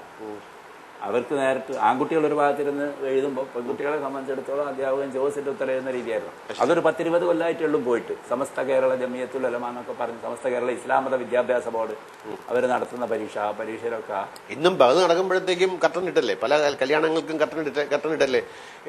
ഇതിനിടയ്ക്ക് ആരോ ഒരു പ്രസിദ്ധമായ സെലിബ്രിറ്റി പറഞ്ഞ കാര്യം ഞാൻ ഓർമ്മിക്കുന്നുണ്ട്. കല്യാണത്തിന് പോയപ്പോഴത്തേക്കും 2 ഭാഗത്തേക്ക് തിരിച്ചു വിട്ടു ഞങ്ങളെ. കട്ടനിട്ട് അതിപ്പോഴും ഉണ്ട്. അത് കട്ടനിട്ട് ഇപ്പോഴും തിരിക്കുന്നുണ്ട്. പക്ഷെ എന്നാലും സ്ത്രീകൾ അവരുടെ വരുന്നുണ്ട്. മുഖം മൂടിയിട്ടായാലും അവർക്ക് ഇങ്ങനെ കല്യാണത്തിനൊക്കെ വരാം, പോകാം എന്നുള്ളൊരു സ്ഥിതി കൂടുതൽ പഴയതിനേക്കാൾ കൂടുതൽ ഇന്ന് കാണുന്നുണ്ട്. അത് ജനസംഖ്യാ വർധനവും. പള്ളികളിൽ സ്ത്രീകളെ പണ്ട് പ്രവേശിച്ചിരുന്നു. പള്ളികളിൽ സ്ത്രീകളെ ഇന്നും പ്രവേശിപ്പിക്കുന്നില്ലല്ലോ. ഒരു 10% പള്ളിയിൽ മാത്രമേ ഉണ്ടാവും സ്ത്രീകൾക്ക് പ്രവേശനം ഉണ്ടാവും. 90% പള്ളിയിൽ സ്ത്രീകൾക്ക് പ്രവേശനമില്ല. പിന്നെ യാത്രക്കാരായ സ്ത്രീകൾക്ക് നിസ്കരിക്കാൻ വേണ്ടി ചില സ്ഥലത്തൊക്കെ പള്ളിയിൽ സൗകര്യങ്ങൾ ചെയ്തു എന്നല്ലാതെ പള്ളിയിൽ പുരുഷന്മാരെ പോലെ സ്ത്രീകൾക്കും പങ്കുണ്ട് എന്നുള്ള ഒരു സ്ഥിതി മുസ്ലിം സമുദായത്തിലില്ല. നബിയുടെ കാലഘട്ടത്തിലോ? നബിയുടെ കാലത്തിൽ ഇത് ഉണ്ടായിരുന്നു എന്നാണ് പറയുന്നത്. അദ്ദേഹത്തിന്റെ കാലത്ത് അങ്ങനെ സ്ത്രീകൾ പോകുന്നതിനെ തടയരുതെന്ന് അദ്ദേഹം പറഞ്ഞിട്ടുണ്ട്. അങ്ങനെ പോയിരുന്നു എന്ന് പറഞ്ഞു. അത് പറഞ്ഞിട്ടാണ് മുജാഹിദ് ജമാഅത്ത് വിഭാഗങ്ങൾ അവരുടെ പള്ളിയിൽ സ്ത്രീകൾക്ക് പ്രവേശനം കൊടുക്കുന്നത്. അങ്ങനെ ഒതായി, മലപ്പുറം ജില്ലയിൽ ഒതായി എന്ന സ്ഥലം, ഇടവണ്ണക്കടുത്ത് ഒതായി എന്ന് പറഞ്ഞ സ്ഥലത്ത്, അവിടെയാണ് സ്ത്രീകൾ ആദ്യമായിട്ട് പള്ളിയിൽ പോയിട്ടുള്ളത്. അത് ഒരു ചരിത്രമായിട്ട് പറയുന്നുണ്ട്. സുന്നികളുടെ പള്ളികളിൽ പ്രവേശിപ്പിക്കുന്നില്ല. സുന്നികളുടെ പള്ളിയിൽ പ്രവേശിപ്പിക്കുന്നില്ല. സുന്നികളാണല്ലോ ഭൂരിപക്ഷം ഉള്ളത്. ജുമ്മ ഈ സ്ത്രീകൾക്ക് നിർബന്ധമാണോ? ജുമാ സ്ത്രീകൾക്ക് നിർബന്ധമാണെന്ന് പറയുന്നുണ്ട്. അത് അവർ പങ്കെടുത്താൽ മതി അങ്ങനെ 2 അഭിപ്രായങ്ങളൊക്കെ പറയുന്നവരുണ്ട്. അപ്പൊ നിർബന്ധമാണെന്ന് പറയുന്നവർ, അനുവദിക്കുന്നവരുമുണ്ട്. ഈ അനുവദിക്കുന്നവരിൽ തന്നെ 2 വിഭാഗമുണ്ട്. അതാണ്, ഒന്ന് നിർബന്ധമാണെന്ന് പറയുന്നവര്, ഒന്ന് വേണമെങ്കിൽ പങ്കെടുക്കാന്ന് പറയുന്നവര്. ഏതായാലും അങ്ങനെ കുറെ ആളുകൾ അത്യാവശ്യം പങ്കെടുക്കുന്നുണ്ട് പള്ളിയിൽ. സുന്നി പള്ളികളിൽ തന്നെ റോഡ് സൈഡിലൊക്കെ ഉള്ള, ഹൈവേയിലൊക്കെ ഉള്ള പള്ളികളിൽ ഇപ്പോൾ സ്ത്രീകൾക്ക് നിസ്കരിക്കാൻ പ്രത്യേക സ്ഥലമുണ്ട്. ജുമ്മയെ കുറിച്ച് ഖുർആനിൽ എന്തെങ്കിലും പറയുന്നുണ്ടോ? ഖുർആനിൽ വെള്ളിയാഴ്ച പ്രാർത്ഥനയെ സംബന്ധിച്ചൊരു വചനമുണ്ട്. ഇലാനുദിയൽ ഇസ്ലാത്തിന് യൗമിൽ ജമാഅത്തി ഫസ്അഉലാദിക്രില്ല. വെള്ളിയാഴ്ച പ്രാർത്ഥനയ്ക്ക് വിളിച്ചാൽ നിങ്ങൾ അല്ലാഹുവിനെ സ്മരിക്കാൻ വേണ്ടി ഓടുക എന്ന് പറഞ്ഞ് അതാണ് അവരതിന് പ്രമാണമായിട്ട് പറയുന്നത്. അങ്ങനെ വെള്ളിയാഴ്ച പോയി നിസ്കരിക്കാം. പക്ഷേ ഇപ്പൊ കേരളത്തില് മുസ്ലിങ്ങളുടെ ഇടയിൽ നമ്മൾ നോക്കുകയാണെങ്കിൽ ഒരുപാട് ജീവൽ പ്രശ്നമുണ്ട്. മുസ്ലിങ്ങളുമായി ബന്ധപ്പെട്ട് സംവരണവും അതും ഇതൊക്കെ ഒരുപാട് ജീവൽ പ്രശ്നങ്ങളുണ്ട്. പക്ഷേ മുസ്ലിങ്ങൾക്കകത്തുള്ള വിഭാഗീയതയ്ക്കകത്ത് നിർന്നുകൊണ്ടുള്ള ചർച്ച കേരളത്തിൽ മുഖരിതമാകുന്നത് എങ്ങനെ കൈകെട്ടണം, ഖബർ സിയാറത്ത് പാടുണ്ടോ? അപ്പൊ ഞാൻ ഇത്രയും പറഞ്ഞുകൊണ്ട് ചോദിക്കാൻ ഉദ്ദേശിക്കുന്നത്, ഒരു മുസ്ലിം വിഭാഗീയത, പ്രത്യേകിച്ച് മുജ, ജമ, സുന്നി, ഈ ഇത്രയും വിഭാഗീയത എപ്പോഴുണ്ടായി? മാഷിന് അതിന്റെ കാലഘട്ടം ഓർമ്മയുണ്ടോ? എന്തുകൊണ്ടുണ്ടായി? എന്നുള്ള 3 ചോദ്യങ്ങൾ. അത് മുസ്ലിം പ്രശ്നങ്ങൾ ഇവിടെ ഉണ്ട്, അതോടുകൂടി മറ്റു കാര്യങ്ങളിൽ അവർ വ്യാപൃതരാകുന്നു എന്ന് പറയുന്നിടത്ത് വലിയ കാര്യമില്ല. മുസ്ലിങ്ങൾ എന്ന് പറഞ്ഞാൽ മറ്റ് സമുദായങ്ങളെക്കാൾ പ്രശ്നങ്ങളൊക്കെ പരിഹരിക്കപ്പെട്ടവരും പ്രത്യേക ആനുകൂല്യങ്ങൾ അനുഭവിക്കുന്നവരുമാണെന്നാണ് എൻ്റെ കാഴ്ചപ്പാട്. അപ്പോൾ പിന്നെ ഒരു ചോദ്യമുള്ളത്, നമ്മളെ ഈ മുജാഹിദ് ജമാഅത്ത് ഈ പ്രശ്നങ്ങളൊക്കെ എപ്പോൾ ഉണ്ടായി എന്നുള്ള 921 ഈ മുജാഹിദ് പ്രസ്ഥാനം എന്ന് പറയുന്ന അത് ഒരു പരിഷ്കരണ പ്രസ്ഥാനമായിട്ട് ഇവിടെ വന്നിട്ടുള്ളത്. KM മൗലവി, KM സീരി സാഹിബ്, അങ്ങനെയുള്ള കുറേ ആളുകൾ അവർ 921 ഇത് വരുമ്പോൾ അവരുദ്ദേശിക്കുന്നത്, അന്നത്തെ കാര്യത്തിൽ അവർ ഇതൊക്കെ അങ്ങനെ സംഘടന വേറിട്ട് പോകാനൊക്കെ ഉദ്ദേശിക്കുന്നത്, വേറിട്ട പ്രവർത്തനങ്ങൾ തുടങ്ങിയത് സ്ത്രീകൾക്ക് വിദ്യാഭ്യാസം കൊടുക്കുന്ന കാര്യം. ശരി, സ്ത്രീ വിദ്യാഭ്യാസത്താണ്. ഇടയ്ക്ക് ചോദിക്കട്ടെ, ഈ മുജാഹിദ് വിഭാഗം കേരളത്തിനകത്ത്, ഇന്ത്യക്കകത്ത് അത് വൈദേശികമായ ഒരു പിന്തുടർച്ചയാണോ, കേരളത്തിൽ മാത്രമുണ്ടായ ഒരു പ്രശ്നമാണോ? സ്ത്രീ വിദ്യാഭ്യാസം കൊടുക്കുക എന്നുള്ളതാണ്, അല്ല മുജാഹിദിന്റെ നിഷേധിക്കുക എന്നുള്ളത്. അത് മുജാഹിദിന്റേത് വൈദേശികമാണ്. അത് അവരുടെ ആശയതലത്തിൽ അത് ദൈവത്തെ ശിർക്ക് ചേർക്കാമോ, ദൈവത്തിന് അള്ളാഹുവിലല്ലാത്ത ഒരു ദൈവത്തെ കൂടി അംഗീകരിക്കാമോ, അങ്ങനെ അംഗീകരിക്കാൻ പാടില്ല എന്നുള്ള ഇസ്ലാമിന്റെ അടിസ്ഥാന വിശ്വാസമാണ്. ഈ അടിസ്ഥാന വിശ്വാസത്തെ ഈ സുന്നികളുടെ മരിച്ചവരെ വിളിച്ച് പ്രാർത്ഥിക്കുന്ന ആ രീതി, അതാണ് അവര്.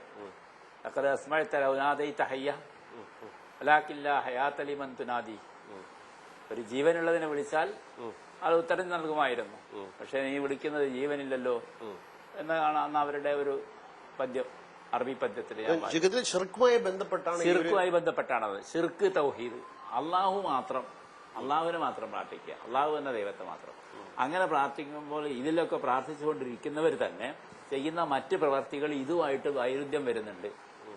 അതുകൊണ്ട് അതൊക്കെ ഒഴിവാക്കണം എന്നായിരുന്നു അവര് കാര്യമായിട്ട് പറഞ്ഞത്.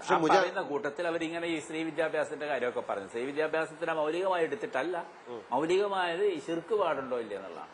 പക്ഷേ ഈ മുജാഹിദിനെയും ജമാഅത്തിനെയും നമ്മൾ കമ്പയർ ചെയ്യുമ്പോഴത്തേക്കും ജമാഅത്തെ ഇസ്ലാമി വെക്കുന്ന ഒരു രാഷ്ട്രീയം, ഇസ്ലാം എന്ന് പ്രത്യയശാസ്ത്രം ഉണ്ടല്ലോ, അത് കുറച്ചുകൂടെ അപകടകരമല്ലേ? അതാണ് കൂടുതൽ അപകടകരമായിട്ടുള്ളത്. അത് പിന്നെ അവരുദ്ദേശിക്കുന്നത് എന്താന്ന് പറഞ്ഞാൽ, ഈ അള്ളാഹുവിനെ മാത്രം പ്രാർത്ഥിക്കാവോ, അല്ലെങ്കിൽ പിന്നെ സ്ത്രീ നിസ്കാരത്തിൽ കൈ എവിടെ കെട്ടണം, നെഞ്ഞത്ത് കെട്ടണമോ, അന്നുള്ള കാര്യങ്ങളൊക്കെ ചർച്ച ചെയ്യാതെ നമ്മള് അത് കുളം കുഴിച്ചാൽ മതി, കുറ്റി താനെ പൊരിഞ്ഞോളൂ എന്നുള്ള അഭിപ്രായത്തിലാണ്. അതായത് ഒരു ഇസ്ലാമിക രാഷ്ട്രം, ഒരു ഇസ്ലാമത രാഷ്ട്രം ഉണ്ടാക്കുന്നതിന് വേണ്ടി തീവ്രമായി പ്രവർത്തിച്ചാൽ മതി. പിന്നെ നമുക്കത് ഇഷ്ടം പോലെ ആക്കാം, ശാഖാപരമായ കാര്യങ്ങളിലൊന്നും ഇടപെടരുത് എന്നൊരു രീതിയിലാണ് മൗദൂദി സാഹിബിന്റെ ഇത്. 1941-42 കാലത്താണ്, അത് 42-ലാണെന്ന് തോന്നുന്നുണ്ട്. മൗദൂദി പാകിസ്ഥാൻ എന്നുള്ള മൗദൂദിയുടെ അഭിപ്രായം ഇവിടെയും രൂപം കൊണ്ട് ഇവിടെ ഒരു മുഹമ്മദ് അലി സാഹിബ് എന്ന് പറഞ്ഞ എടയൂര് വളാഞ്ചേരി ഉള്ള അദ്ദേഹമായിരുന്നു അതിന്റെ അമീർ എന്നാണ് അവർ പറയുക ആയിരുന്നത്. അദ്ദേഹവും അതുപോലെ ഒരു ഇസുദ്ദീൻ മൗലവി, ഈ ഇടയ്ക്ക് ഈ മൗദൂദിയൻ ആശയങ്ങളിൽ ജമാഅത്തെ ഇസ്ലാമി വെള്ളം ചേർക്കുന്നു എന്നൊരു അഭിപ്രായം ഉണ്ടല്ലോ. അത് മൗദൂദിയൻ ആശയത്തിൽ മൗദൂദി തന്നെ വെള്ളം ചേർത്തിട്ടുണ്ട്. അതെന്ന് പറഞ്ഞാൽ പാകിസ്ഥാൻ ഈ ലഞ്ഞുഫുലിഹ ഖൗമുൻ വല്ലു അംറഹും റഅതൻ ഒരു ഹദീസുണ്ട്, നബിവചനം. അതായത് സ്ത്രീയെ ഭരണാധികാരിയാക്കുന്ന ജനത വിജയിക്കുകയില്ല. അത് ഇദ്ദേഹവും കോട്ട് ചെയ്തിട്ടുണ്ട്, അത് മൗദൂദി സാഹിബ്. മതത്തെ പറ്റിയുള്ള പ്രസംഗങ്ങളിലും അയാളുടെ എഴുത്തുകളിലൊക്കെ അദ്ദേഹം അത് കോട്ട് ചെയ്തിട്ടുണ്ട്. അങ്ങനെ ഇരിക്കെ പാകിസ്ഥാനിൽ ഫാത്തിമ ജിന്ന എന്ന് പറഞ്ഞ ജിന്ന സാഹിബിന്റെ ഒരു സഹോദരി പ്രസിഡന്റ്ഷിപ്പിൽ മത്സരിച്ചു അയ്യൂബ് ഖാനെതിരായിട്ട്. അപ്പോൾ ഫാത്തിമ ജിന്നക്ക് ജമാഅത്തെ ഇസ്ലാം പിന്തുണ കൊടുത്തു. അതോടുകൂടി അവരുടെ ആളുകൾ മൗദൂദി ജീവിച്ചിരിക്കുമ്പോൾ അപ്പൊ മൗദൂദിയോട് അദ്ദേഹത്തിന്റെ അടുത്ത സഹപ്രവർത്തകർ പറഞ്ഞു, ഇനി മേലിൽ നിങ്ങൾ എഴുതുന്ന മതസാഹിത്യങ്ങളിലൊക്കെ ഇതിന്റെ വാലിഡിറ്റി ഇത്ര മുതൽ ഇത്ര ഉള്ളൂ എന്നുള്ളത് നിങ്ങൾ നോട്ട് ചെയ്യണം എന്ന് പറഞ്ഞിട്ട് ഡേറ്റ് ആ ഡേറ്റ് വെക്കണം എന്ന് പറഞ്ഞിട്ട് അവർ തെറ്റിപ്പോയി അദ്ദേഹമായിട്ട്. അപ്പൊ പിന്നെ അങ്ങനെ അന്ന് തന്നെ അത് സ്പ്ലിറ്റ് ആയിരുന്നു അദ്ദേഹത്തിന്റെ. അത് ജബ്ബാർ മാഷ് പറഞ്ഞ് ഞാൻ കേട്ടിട്ടുണ്ട്. ഒരിക്കൽ വീട്ടിൽ വന്നപ്പോഴത്തേക്ക് ജബ്ബാർ മാഷ് പറഞ്ഞത് വളരെ ശരിയായ തോന്നിയ ഒരു കാര്യമാണ് എനിക്ക്. ഇപ്പൊ നമ്മള് സുന്നി, മുജാഹിദ്, ജമാഅത്ത്, ഇതില് ഏറ്റവും പാപം എന്ന് കണക്കാക്കുന്ന, ഈ പാപം എന്ന് പറയുമ്പോഴത്തേക്കും പൊതുസമൂഹത്തിന് അധികം ദോഷമില്ല എന്ന് കണക്കാക്കപ്പെടാവുന്ന ആളുകൾ സുന്നികളാണ്. ഇവർ രണ്ടുപേരും ഈ പ്യൂരിറ്റാൻസ് ആയതുകൊണ്ട് അവർ ദോഷത്തിലേക്ക് നയിക്കുമെന്നൊരു ജബ്ബാർ മാഷയുടെ ഒരു അഭിപ്രായം എന്നോട് ഇങ്ങനെ പറഞ്ഞു. അതെ അല്ല, മാഷ് പറഞ്ഞെടുത്ത ഒരു കാര്യമുണ്ട്. എന്നിരുന്നാൽ പോലും ഈ നമ്മുടെ ഈ ഖിലാഫത്ത് പ്രസ്ഥാനം, മാപ്പിള ലഹള, ഈ കാര്യങ്ങളൊക്കെ നടക്കുമ്പോ സുന്നികൾ തന്നെയാണല്ലോ അത് നടത്തിയിട്ടുള്ളത്. അവരുടെ ഒക്കെ ഉള്ളില് ഈ വിഷവിത്ത്, മതത്തിന്റെ ഈ വിഷവിത്ത് അവിടെ നിൽക്കുമ്പോൾ ചെറിയ രീതിയിൽ അതിന് വെള്ളവും വളവും കിട്ടിയാൽ അതങ്ങോട്ട് പുഷ്പിക്കുമല്ലോ. ഇവരാണ് അവരായി മാറുക. അത് ബേസിക്കായി തന്നെ. അത് ബേസിക്കായിട്ട് കുഴപ്പമുണ്ട്. ജാഹിദോ ജമാഅത്തോ മാത്രമല്ല. പക്ഷേ പ്രായോഗിക തലത്തിൽ വരുമ്പോൾ അവരിങ്ങനെ ഒരു നിശബ്ദ അനുയായികളായി മാറും. പിന്നെ അതിൽ നമ്മൾ കാണുന്ന ഒരു ഗുണം എന്ന് പറഞ്ഞാൽ എന്തെങ്കിലും ഒരു സംഗതി ചർച്ച ചെയ്യാനോ അല്ലെങ്കിൽ ഒരു പുരോഗമന ആശയത്തിലേക്ക് നയിക്കാനോ പറ്റുന്നത് ഈ മുജാഹിദ് ജമാഅത്തിൽപ്പെട്ട ആളുകളാണ്. നമ്മളിന്ന് യുക്തിവാദികളിൽ നിൽക്കുന്ന ആളുകളൊക്കെ തന്നെ ഇന്നലത്തെ മെഞ്ഞാനത്തെ മുജാഹിദുകളും ജമാഅത്ത് ഇസ്ലാമിയാണ്. മാറ്റത്തിന്റെ ചിന്താണ്. ഇപ്പൊ ഞാനൊക്കെ തന്നെ അങ്ങനെയായിരുന്നു. ഞാൻ ആദ്യകാലത്ത് മുജാഹിദിൽ അത്യാവശ്യം പ്രവർത്തിച്ചു. അത് കഴിഞ്ഞ് ജമാഅത്തെ ഇസ്ലാമിന്റെ സ്ക്വാഡിലൊക്കെ പോയിരുന്നു. സ്ക്വാഡ് എന്ന് പറഞ്ഞ പുസ്തകങ്ങൾക്ക് വിൽക്കുന്ന പരിപാടികളുണ്ട്. അവരെ ഖുർആൻ ക്ലാസ് എടുത്തിരുന്നു. പക്ഷെ അതേസമയം ISOയുടെ മുദ്രാവാക്യം ഇസ്ലാമിന്റെ മോചനം, ഇന്ത്യയുടെ മോചനം ഇസ്ലാമിലൂടെ. അപ്പൊ അത് ഹൈന്ദവ വർഗീയതയ്ക്ക് ഒരു സിമിയുടെ മുദ്രാവാക്യം. അത് ഇമാതിരി മുദ്രാവാക്യങ്ങൾ ഉയർത്തുന്ന ഇത്തരം ആളുകളല്ലേ. അപ്പൊ അത് നോക്കുമ്പോഴത്തേക്കും സുന്നികൾ അത്തരം മുദ്രാവാക്യങ്ങളിലൊക്കെ വലിയ തൽപരരല്ല. അവര് ഈ സുന്നിപരമായ കാര്യങ്ങളൊക്കെ നോക്കി, അതായത് വിശ്വാസത്തിൽ ഗാഠമായി വിശ്വസിക്കുകയും ബുക്കിന്റെ ആളുകൾ, ഗ്രന്ഥത്തിന്റെ ആളുകൾ നിൽക്കാത്ത ഒരാളുകളല്ലേ സുന്നികൾ. ആ ഒരു കണക്ക് വെച്ച് നോക്കുമ്പോഴത്തേക്ക് ഇവരെക്കാളും ഭേദം അവരല്ലേ. ഇപ്പം കുറെ ആളുകൾ, നമ്മൾ യുക്തിവാദികൾ ഇപ്പം വളരെ എണ്ണത്തിൽ എണ്ണാവുന്ന കുറെ യുക്തിവാദികൾ ഉണ്ടായിട്ടുണ്ടാവാം. പക്ഷെ പൊതുസമൂഹം നോക്കുമ്പോഴത്തേക്കും സുന്നികൾ കുറച്ചുകൂടെ എന്താ പറയുക, ലിബറൽസ് ആണ്.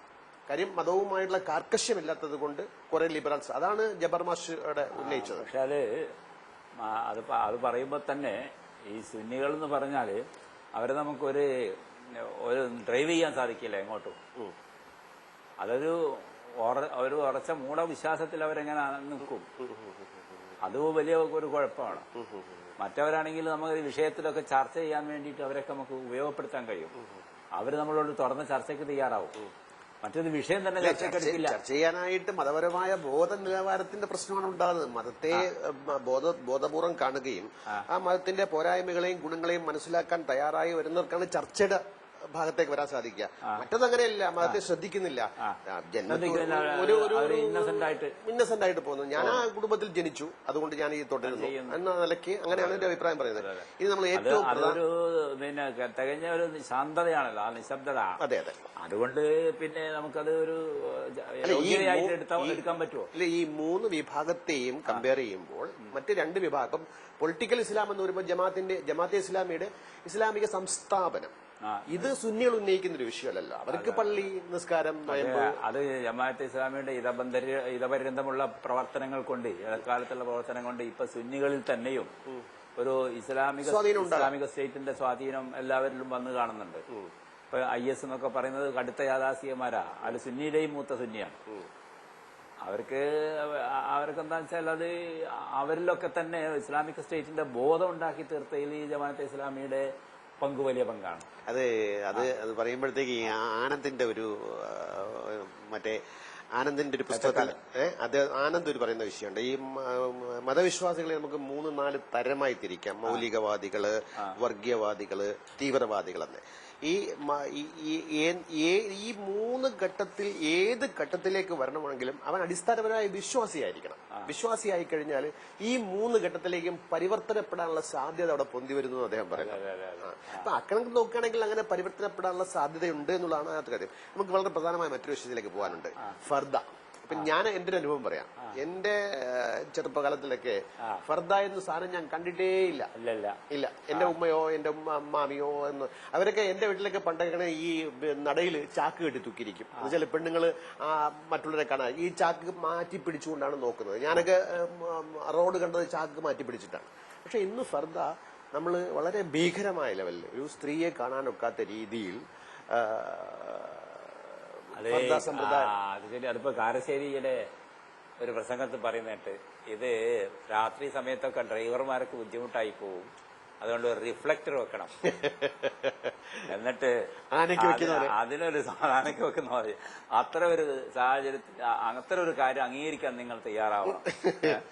എങ്ങനെങ്കിലും നടാ അറ്റ്ലീസ്റ്റ് അതെങ്കിലും തയ്യാറാവണമെന്ന് കാരശ്ശേരി പ്രസംഗത്തിൽ പറഞ്ഞിട്ട്. അതുപോലെ ഇപ്പൊ അത് വന്നിട്ടുണ്ട്. പക്ഷെ അത് വരുന്നത് ഇതൊക്കെ ഖുർആനിന്റെയും നബിവചനങ്ങളുടെയും അതിനുശേഷം അതിനെ വ്യാഖ്യാനിച്ചു കൊണ്ടുവന്ന മദ്ഹബുകൾ എന്നൊക്കെ പറയുന്നുണ്ടല്ലേ, അവരുടെയൊക്കെ ഓരോരോ വ്യാഖ്യാനങ്ങളാണ്. ചിലർ പറയും മുഖവും മുങ്കയും ഒഴിച്ചുള്ളത് മൂടിയാൽ മതി, മറച്ചാൽ മതി.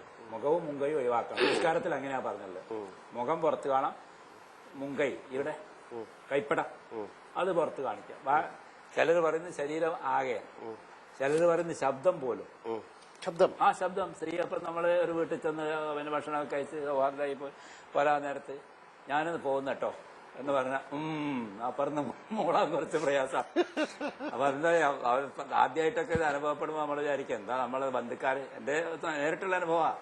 ബന്ധുക്കാരെ വീട്ടിൽ ഞാൻ പോയിട്ട് ഇപ്പൊ ഈ അടുത്ത് എറണാകുളത്ത് തന്നെയാണത്, കലൂരില. അപ്പൊ അവിടെ ചെന്ന് എന്റെ പേരക്കുട്ടിയാണ്. ഞാൻ സന്തോഷമായ യാത്ര അവിടെ ചെന്ന് അവൻ സ്വീകരണത്തിനൊന്നും കുഴപ്പമില്ല കഴിഞ്ഞ്. അപ്പൊ ഇവരോട് എന്തെങ്കിലും ഒന്ന് പറയണ്ടേ, ഇവന്റെ ഉമ്മയോട് ഉണ്ടെന്നില്ല. അപ്പൊ ഞാൻ വിചാരിച്ചത് എന്തോ ഞങ്ങൾ ഈ മകളെ കുട്ടികളുടെ കാര്യത്തിൽ എന്തോ ശ്രദ്ധിക്കാത്തത് കൊണ്ടോ അല്ലെങ്കിൽ നമ്മൾ വരാൻ വൈകിപ്പോയതോ അങ്ങനെ എന്തോ ആയിരിക്കും. പിന്നെ ഞാൻ അവിടെ ചെന്ന് മകളോട് ചോദിച്ചു എന്താണ് ഇങ്ങനെ. മകള് പറഞ്ഞ അതൊന്നും അല്ല, അത് അവർക്ക് പെണ്ണുങ്ങളെ ശബ്ദം ഔറത്താണ്, ശബ്ദം കേൾക്കാൻ പാടില്ല. അപ്പൊ അതുകൊണ്ട് ആ പർദ്ദയുടെ ഭാഗമാണത്. അത് ഉപ്പാവാനോട് പ്രത്യേകം വെറുപ്പൊന്നും ഉണ്ടായിട്ടില്ല, എന്റെ പേരക്കുട്ടിയാണ്.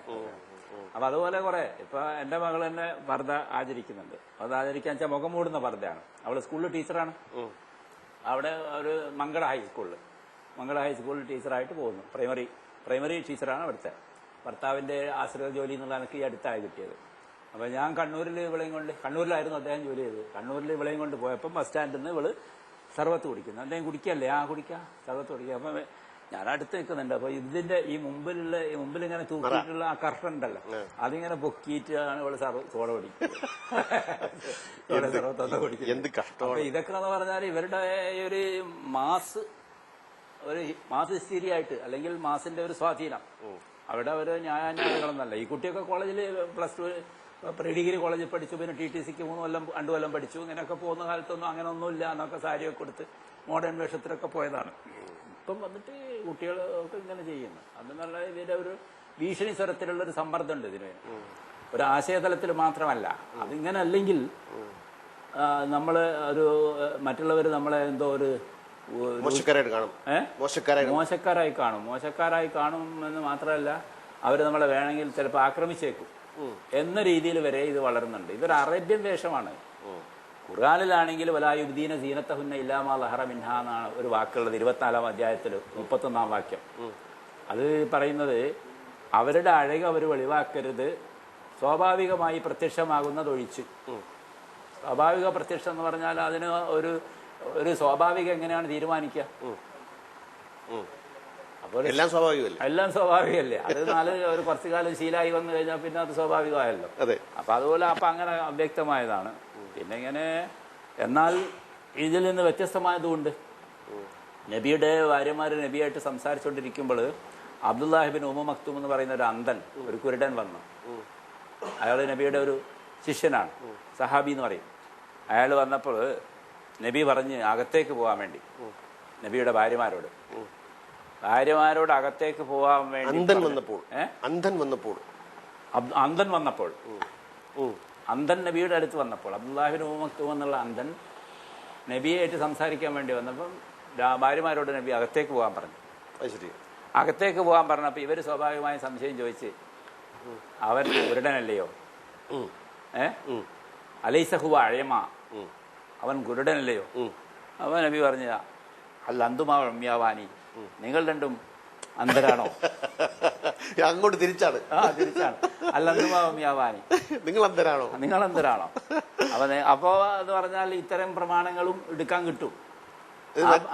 ആ പ്രമാണങ്ങൾ വെച്ചിട്ടാണ് ഇവർ ഇതൊക്കെ പാസ്സാക്കി എടുക്കുന്നത്. മറ്റൊരു കാര്യം ഞാൻ വായിച്ചത് ഓർമ്മിക്കുന്നുണ്ട്. അതായത് നബിയും ആയിഷയും കൂടെ ആഹാരം കഴിച്ചുകൊണ്ടിരിക്കുന്നു.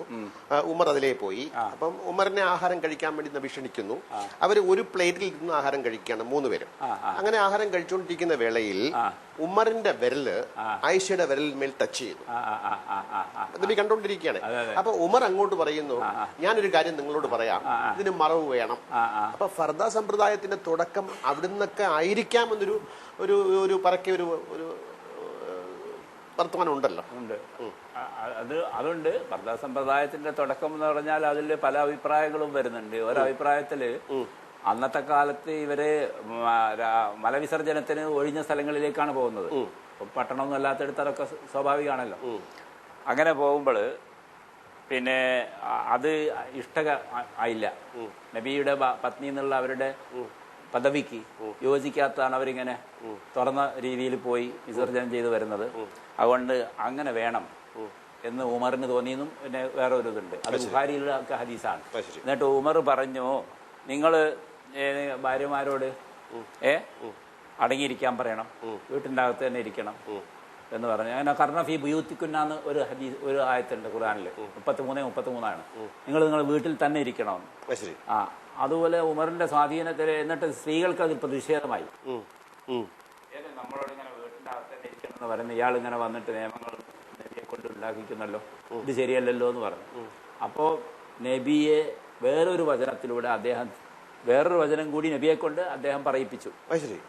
അസാ റബ്ബുഹു ഇന്തല്ലക്കുന്ന, നിങ്ങളെ ഒഴിവാക്കിയാൽ മുഹമ്മദ് നബിക്ക് വേറെയും ഭാര്യമാരെ കിട്ടും.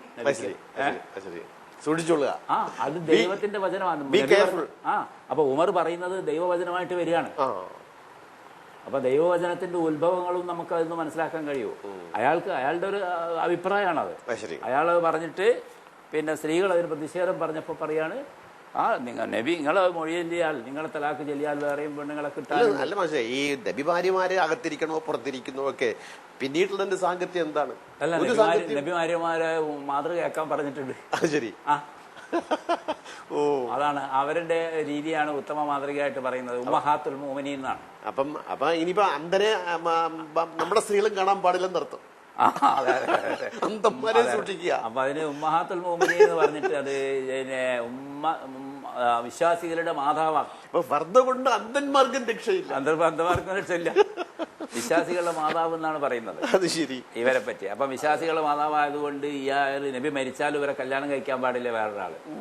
അപ്പൊ അപ്പോ നബിയെ പറ്റി പറയുകയാണെങ്കിൽ ഈ നബിയുടെ ഭാര്യമാര് മാതാവാണെങ്കിൽ നബി പിതാവാവണ്ടേ? അത് ജബ്ബാർ മാഷർ പ്രസംഗത്തിൽ ഞാൻ കേട്ടിട്ടുണ്ട്. അവിടെ ബാപ്പഹാത്തുൽ മുഅ്മിനീനായി വരുന്നില്ലല്ലോ. നബിക്ക് സ്ത്രീകളെയും കല്യാണം കഴിക്കാം. തിരിച്ച് അങ്ങോട്ട് വരുമ്പോൾ അയാളെ ഭാര്യമാരെ കല്യാണം കഴിക്കുമ്പോൾ അതും മാതാവാകുക. എന്നാൽ ഇയാൾ പിതാവായിട്ട് ഇയാൾക്ക് വേറെ മുസ്ലിം സ്ത്രീകളെ കല്യാണം കഴിക്കാൻ പാടില്ല എന്നുള്ളതും കൂടി അക്കൂട്ടത്തിൽ വരണ്ടേന്ന് ജബ്ബാർ മാഷർ പ്രസംഗത്തിൽ ഞാൻ ശ്രദ്ധിച്ചിട്ടുണ്ട് അയാൾ പറഞ്ഞത്. അതുപോലെ വളരെ പ്രധാനമുള്ള ഒരു വിഷയത്തിലേക്കാണ് നമ്മളിനി പോകാൻ പോണത്. അതായത് നമ്മളിപ്പോ സംസാരിച്ചതൊക്കെ ഇതുവരെ സംസാരിച്ചത് മതപരമായ കാര്യങ്ങളാണ്. ഇത് പൊതുവിൽ ലോക ജനതയ്ക്ക് തന്നെ ഭീഷണിയായി മാറിക്കൊണ്ടിരിക്കുന്നതാണ് ഐസിസ്. അതിന്റെ ഉത്ഭവവുമായി ബന്ധപ്പെട്ട് ഇപ്പം നേരത്തെ ഉണ്ടായിരുന്ന US പ്രസിഡന്റ് ഒബാമ ഉൾപ്പെടെയുള്ള ആളുകൾ പറഞ്ഞു, ഇത് മതത്തിന്റെ ഭാഗമല്ല, മതം തീവ്രവാദമല്ല, ഇതൊക്കെ മതത്തിനകത്തുള്ള കുബുദ്ധികൾ ചെയ്യുന്നതാണ്. ISIS മതമല്ല. അതിപ്പോ ജമാഅത്തെ ഇസ്ലാമിയുടെയും മുജാഹിദിന്റെയും ചുവരെഴുത്ത് കേരളത്തിൽ ഉടനീളം മതമല്ല അല്ലേ എന്നൊക്കെ പറഞ്ഞിരുന്നു. അതെ, മതം മതത്തിന്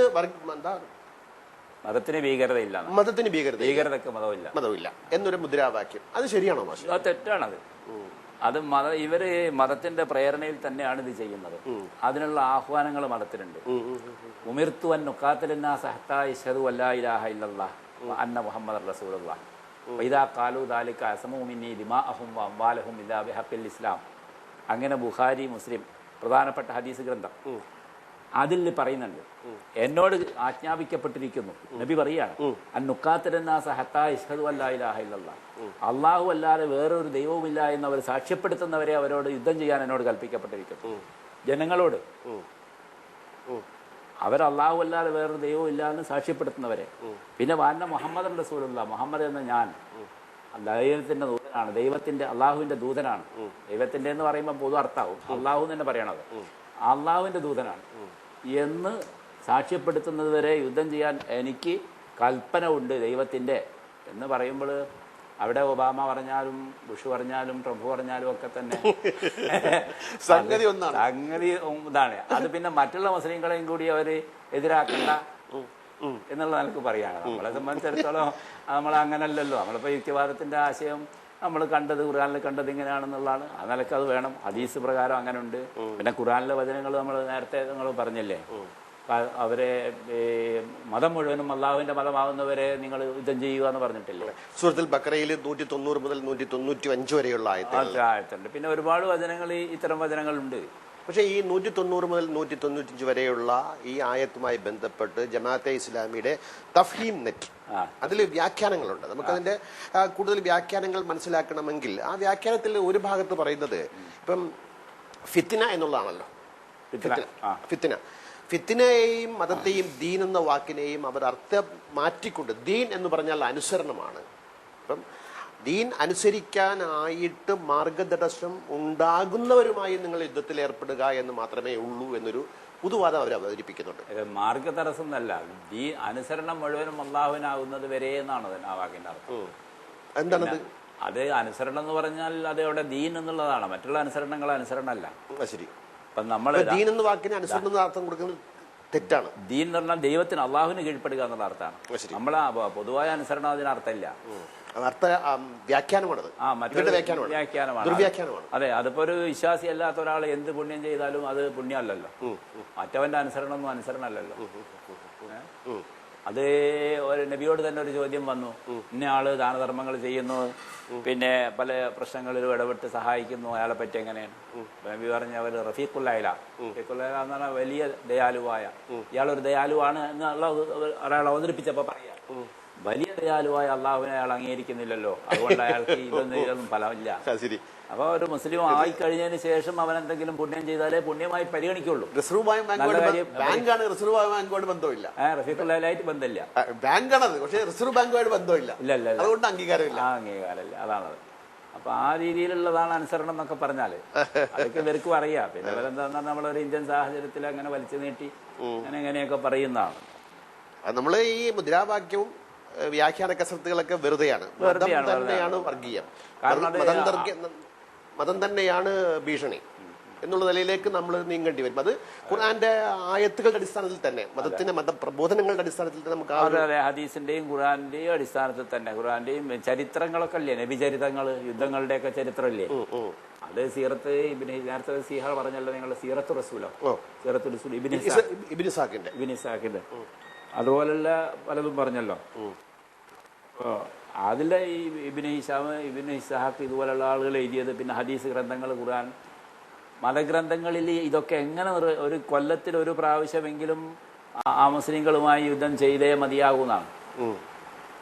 അത് ആരെങ്കിലും കുറച്ച് ആളുകൾ ചെയ്താൽ എല്ലാവരും മോക്ഷം കിട്ടി, എല്ലാവരും ആ കാര്യം നിർവഹിച്ചതായി ഏതെങ്കിലും ഒരു വിഭാഗം. ഇപ്പൊ IS ഇവിടെ ഒരു കുറച്ചാള് ഒരു ഭാഗത്ത് കുറെ ആൾക്കാരോട് ബഹളം കൂട്ടിയാൽ ബാക്കിയുള്ളവർക്ക് തൽക്കാലം ബഹളം കൂട്ടാൻ നല്ല യുദ്ധം ചെയ്യുക, അത് കൊല്ലുക, ഇതൊക്കെ തന്നെ.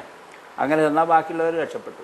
അതൊക്കെ ഫിഖ് കിതാബുകൾ പറയും, ഗ്രന്ഥങ്ങൾ, ഫത്ഹുൽ മൊഴീൻ എന്നൊക്കെ പറയുന്ന കുറേ ഗ്രന്ഥങ്ങളുണ്ട്. അതിലൊക്കെ ശറഫുൽ മുഹദ്ദബ്, തുഹഫ, നിഹായ, മുഗനി, ഉംദ മുതൽക്ക് അങ്ങോട്ട് ചെറുതും വലുതുമായ കുറേ ഗ്രന്ഥങ്ങൾ. ആ ഗ്രന്ഥങ്ങളിലൊക്കെ ഹദീസിലും ഖുർആനിലും പറഞ്ഞ കാര്യങ്ങൾ എങ്ങനെ ഇംപ്ലിമെന്റ് ചെയ്യണം, എങ്ങനെ നടപ്പിലാക്കണം എന്ന് പറഞ്ഞിട്ടുണ്ട്. അപ്പൊ കൊല്ലത്തിൽ ഒരു പ്രാവശ്യമെങ്കിലും ജിഹാദ് നിർബന്ധമാണ്. അങ്ങനെ പറയുമ്പോൾ വേറൊരു കാര്യമുണ്ട്. അതായത് നബിക്ക് മുഅ്ജിസാത്ത് കിട്ടിയതിന് ശേഷം, നബിക്ക് അത് പലായനത്തിന് ശേഷം പ്രത്യേകിച്ച് പറയുകയാണെങ്കിൽ ഹിജ്റയ്ക്ക് ശേഷം 10 വർഷം കൊണ്ട് 65 യുദ്ധം ചെയ്തു. അപ്പം ഒരു വർഷം ഏകദേശം 6 യുദ്ധം. അതിന് നമ്മൾ വീണ്ടും അല്പം സിംപ്ലിഫൈ ചെയ്യുകയാണെങ്കിൽ 2 മാസത്തിൽ ഒരു യുദ്ധം, പിന്നെ ഒരു വർഷത്തിൽ യുദ്ധം ചിട്ടത്തല്ലേ. അതാണ് ഗജരില്ലയാലി വല എതറൂന ഇദ്ദത്തഹ മാലന്തക്കും മില്ലയാലി ലശ്ഹുറുൽ ഹുറുമു. 4 മാസം യുദ്ധം പാടുണ്ടായിരുന്നില്ല.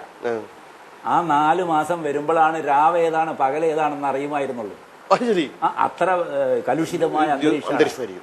നേരം വെളുത്തോ രാത്രിയായോ, സൂര്യൻ അസ്തമിച്ചോ, ഭക്ഷണം കഴിച്ചോ, പോയോ വന്നോ, ഇതൊന്നും അറിയുന്നില്ല. അത്ര ബഹളമയമായിരുന്നു ആ കാലങ്ങൾ എന്നാ പറയുന്നത്. യുദ്ധം പാടില്ലാത്ത ചില മാസമുണ്ട്. ആ മാസം അവസാനം പിന്നെ അതും ഇളവ് കൊടുത്തു, അതും വിഡ്രോ ചെയ്തു, പിൻവലിച്ചു. അങ്ങനെ വരുമ്പോൾ അന്നും ചെയ്യാനായി, അത് ദുർബലപ്പെട്ട വചനങ്ങളായി മാറി. അത് ചില പ്രത്യേക മാസങ്ങൾ പണ്ടേ അറബികൾ പാലിച്ചു വന്നതായിരുന്നു. അതിൽ അവർ യുദ്ധം ചെയ്യായിരുന്നില്ല. ഈ പാലായനത്തിന് ശേഷം ഞാൻ വായിച്ചത് എന്റെ ഓർമ്മ ശരിയാണെങ്കിൽ പാലായനത്തിന് ശേഷം നബി മക്കയിൽ സഹാബികളായിട്ട് വന്നപ്പോഴത്തേക്ക് അവർക്ക് പ്രത്യേകിച്ച് കച്ചവടമോ വരുമാന മാർഗവും ഇല്ല. അപ്പൊ അന്ന് നിലവിലുണ്ടായിരുന്ന കൊള്ളയടി കയ്യൂക്കിൽ കൂടി അതിന്റെ ഒരു തുടക്കമാണ് പിന്നീട് ഈ യുദ്ധങ്ങളായി വ്യാപിച്ചതെന്നൊരു ചൊല്ലുണ്ടല്ലോ. അത് ശരിയാണ്. അതിന്റെ തുടക്കം, അതിനനുസരിച്ചുള്ള പ്രമാണങ്ങൾ, അതിനാവശ്യമുള്ള അത് മദീനയുടെ പുറത്തുകൂടെ പോകുന്ന കച്ചവട സംഘത്തെ സിറിയയിൽ നിന്ന് കച്ചവടം ചെയ്ത് സാധനങ്ങളുമായിട്ട് പോകുന്ന അവർ കൊണ്ടുപോയ ഉൽപ്പന്നങ്ങൾ വിറ്റ് അവർക്ക് ആവശ്യമുള്ള സാധനങ്ങൾ വാങ്ങി പോകുന്ന കച്ചവട സംഘത്തെ ആക്രമിക്കാൻ വേണ്ടി നബിയുടെ ആളുകൾ മദീനയിൽ നിന്ന് പോയി മദീനക്ക് പുറത്തുള്ള സ്ഥലത്ത് വെച്ച് ആക്രമണം നടന്നു, പിടിച്ചുകെട്ടി കൊണ്ടുവന്നു ഒരാളെ, ബാക്കിയുള്ള അവരുടെ സ്വത്തുക്കളൊക്കെ കയ്യേറി. അങ്ങനെയാണ് ബദർ യുദ്ധം എന്ന് പറയുന്ന ഒന്നാമത്തെ യുദ്ധം, ഹിജ്റ 2-ാം വർഷം നടന്ന ഒന്നാമത്തെ യുദ്ധം തന്നെ ആരംഭിക്കുന്നത്.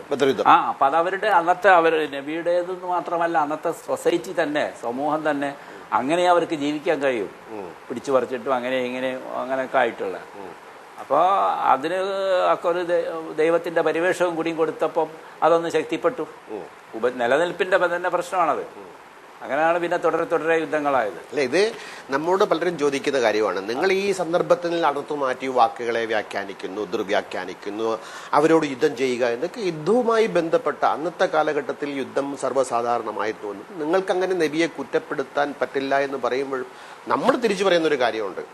സർവ്വലൗകികമായി ഇതിനെ കാണരുത്, എന്നത്തേക്കുമുള്ളത് കാണാൻ ഒരു ചരിത്രത്തിന്റെ ഭാഗമായി കാണുന്നതിൽ കറക്റ്റ്. അതിപ്പോൾ ഖുർആനിൽ വരികയും അത് ആജ്ഞയായി മാറുകയും അനുസരിക്കപ്പെടേണ്ടതായി വരികയും ചെയ്താൽ നമുക്ക് തീർച്ചയായിട്ടും എതിർത്തേ പറ്റുള്ളൂ. അതൊക്കെയാണ് ഐസിസിന്റെ ഈ വിഷയവുമായി ബന്ധപ്പെട്ട് നമുക്ക് പറയാനുള്ള ഒരു പോയിന്റ്സ് അല്ലേ. സർവലൗകികമായി കാണുക എന്ന് പറഞ്ഞപ്പോൾ സർവലൗകികമായി കാണുന്നില്ലെങ്കിൽ പിന്നെ മതം അതിലില്ലല്ലോ. എല്ലാ കാലത്തേക്കും അങ്ങനെയാണല്ലോ, സാർവലൗകികമായിട്ടും സാർവദേശീയമായിട്ടും. അല്ല, അവര് നിങ്ങൾ ആരോപണം ഉന്നയിക്കുകയും നിങ്ങൾ വിമർശിക്കുകയും ചെയ്യുമ്പോൾ ചരിത്രത്തെ പഠിക്കാതെ സന്ദർഭങ്ങളെ അടർത്തി മാറ്റിക്കൊണ്ട് നിങ്ങൾ ഇങ്ങനെ പറയുന്നത് ശരിയല്ലല്ലോ എന്നൊരു വാദഗതി പറയുമ്പോൾ നമുക്ക് എതിർവാദമായി പറയാനുള്ള ഇതല്ലേ. സന്ദർഭത്തെ അടർത്തി മാറ്റിയല്ല നമ്മൾ പറയുന്നത്. നമ്മൾ ആ സന്ദർഭം തന്നെ അത് അതുപോലെ തന്നെ ഇന്നും തുടർന്നു വരുന്നുണ്ട്. അത് നമ്മുടെ ചരിത്രത്തിൽ നിന്ന് ഈ ഇന്ത്യ ചരിത്രത്തിലായാലും കേരള ചരിത്രത്തിലായാലും ലോക ചരിത്രത്തിലായാലും ഇങ്ങനെ മുസ്ലിംസ് എവരിവെയറിൻ എവിടെയുള്ള മുസ്ലിങ്ങളുണ്ടോ അവിടെയൊക്കെ തന്നെ ഈ രീതിയിലാണ് അവർ മതത്തെ അഡോപ്റ്റ് ചെയ്തിട്ടുള്ളത്. അങ്ങനെ അഡോപ്റ്റ് ചെയ്യാൻ കഴിയുള്ളൂ, കാരണം അത് പ്രമാണ നിബദ്ധമാണ്. പ്രമാണമായി അംഗീകരിക്കാൻ ബാധ്യത ഉള്ളതുണ്ടല്ലോ. ഒരാൾ മുസ്ലിം ആണെങ്കിൽ അയാൾ ഖുർആനിൽ പറഞ്ഞത് അനുസരിച്ചിരിക്കണം, അല്ലെങ്കിൽ നബിവചനങ്ങൾ അനുസരിച്ചിരിക്കണം. അത് ഖുർആനും നബിവചനം എന്നുള്ളത് തന്നെ വളരെ 10% ആൾക്കാർക്ക് ആ ഒരു പരിധിയിലേക്ക് പോകുന്നുള്ളൂ. അതിലുപരിയായിട്ട് ഫിഖ് ഗ്രന്ഥങ്ങൾ എന്ന് പറഞ്ഞിട്ടുണ്ട്, 4 മദ്ഹബിന്റെ ഗ്രന്ഥങ്ങൾ, ഷാഫി, ഹനഫി, ഹംബലി, മാലിക്കി. ഈ 4 മദ്ഹബിന്റെ, അത് കേരളത്തിലൊക്കെ ഷാഫികളാണ് കൂടുതൽ, അത് ഹനഫികളാണ് ഉത്തരേന്ത്യയിലൊക്കെ. ദയൂബന്ദിലെ ഇപ്പൊ മുസ്ലിം പേഴ്സണൽ ലോ ബോർഡിന്റെ ഒക്കെ ആസ്ഥാനമായിട്ട് ദയൂബന്ദ്, അവിടെയൊക്കെ ഹനഫികളാണ്. ഈ അങ്ങനെയുള്ള ആളുകൾ ഇതൊക്കെ ക്രമീകരിച്ച് എഴുതിയിട്ടുണ്ട്. ഖുർആനിൽ നിന്നും ഹദീസിൽ നിന്നും കിട്ടുന്നത് നമ്മൾ പ്രായോഗിക തലത്തിൽ എങ്ങനെ ചെയ്യണം എന്നുള്ളതിന് വിശദമായ ഇതുണ്ട്. അത് മുജാഹിദ് ജമാഅത്ത് കക്ഷികൾ അതിനെ നിരാകരിക്കുന്നു. അവർ ഖുർആനിലും ഹദീസിലും മടങ്ങുന്നു. അതേ സ്ഥാനത്ത് സുന്നികൾ ഇതും കൂടി അംഗീകരിക്കുന്നവരാണ്. അപ്പൊ മാഷിന്റെ ഏറ്റവും ശ്രദ്ധേയമായ ഒരു പഠനമാണ് മുസ്ലിം പിന്തുടർച്ച അവകാശ നിയമം, ഒരു സമഗ്ര പഠനം. വാസ്തവത്തിൽ ഈ പുസ്തകം മാഷ് എനിക്ക് അയച്ചു തന്നു. ഞാനത് ചെറുതായിട്ടൊന്ന് റെഫർ ചെയ്തു. അപ്പം എനിക്ക് തോന്നിയ കാര്യം, നമ്മൾ ഈ പുസ്തകത്തെക്കുറിച്ചിട്ട് മറ്റൊരു ചർച്ച വെക്കേണ്ടതുണ്ട്. കാരണം വെച്ചാൽ ഇത് ജീവൽ പ്രശ്നവുമായി ബന്ധപ്പെട്ടാണ്. കാര്യം മുസ്ലിം സമൂഹത്തിനകത്ത് വരുന്ന 50% വരുന്ന ഒരു വിഭാഗത്തെ അധസ്ഥിതരായി കണ്ടുകൊണ്ട് സമസ്ഥാനം നൽകാതെ അവരെ വളരെ പീഡിപ്പിക്കുന്ന ഒരു അവസ്ഥ മുസ്ലിം സമൂഹത്തിൽ നിലവിലുണ്ട്. അതിനെതിരെയുള്ള ഒരു തുറന്ന യുദ്ധമാണ് ഈ പുസ്തകം. ഈ പുസ്തകത്തെക്കുറിച്ച് നമുക്ക് പ്രേക്ഷകർക്ക് പിന്നീടൊരു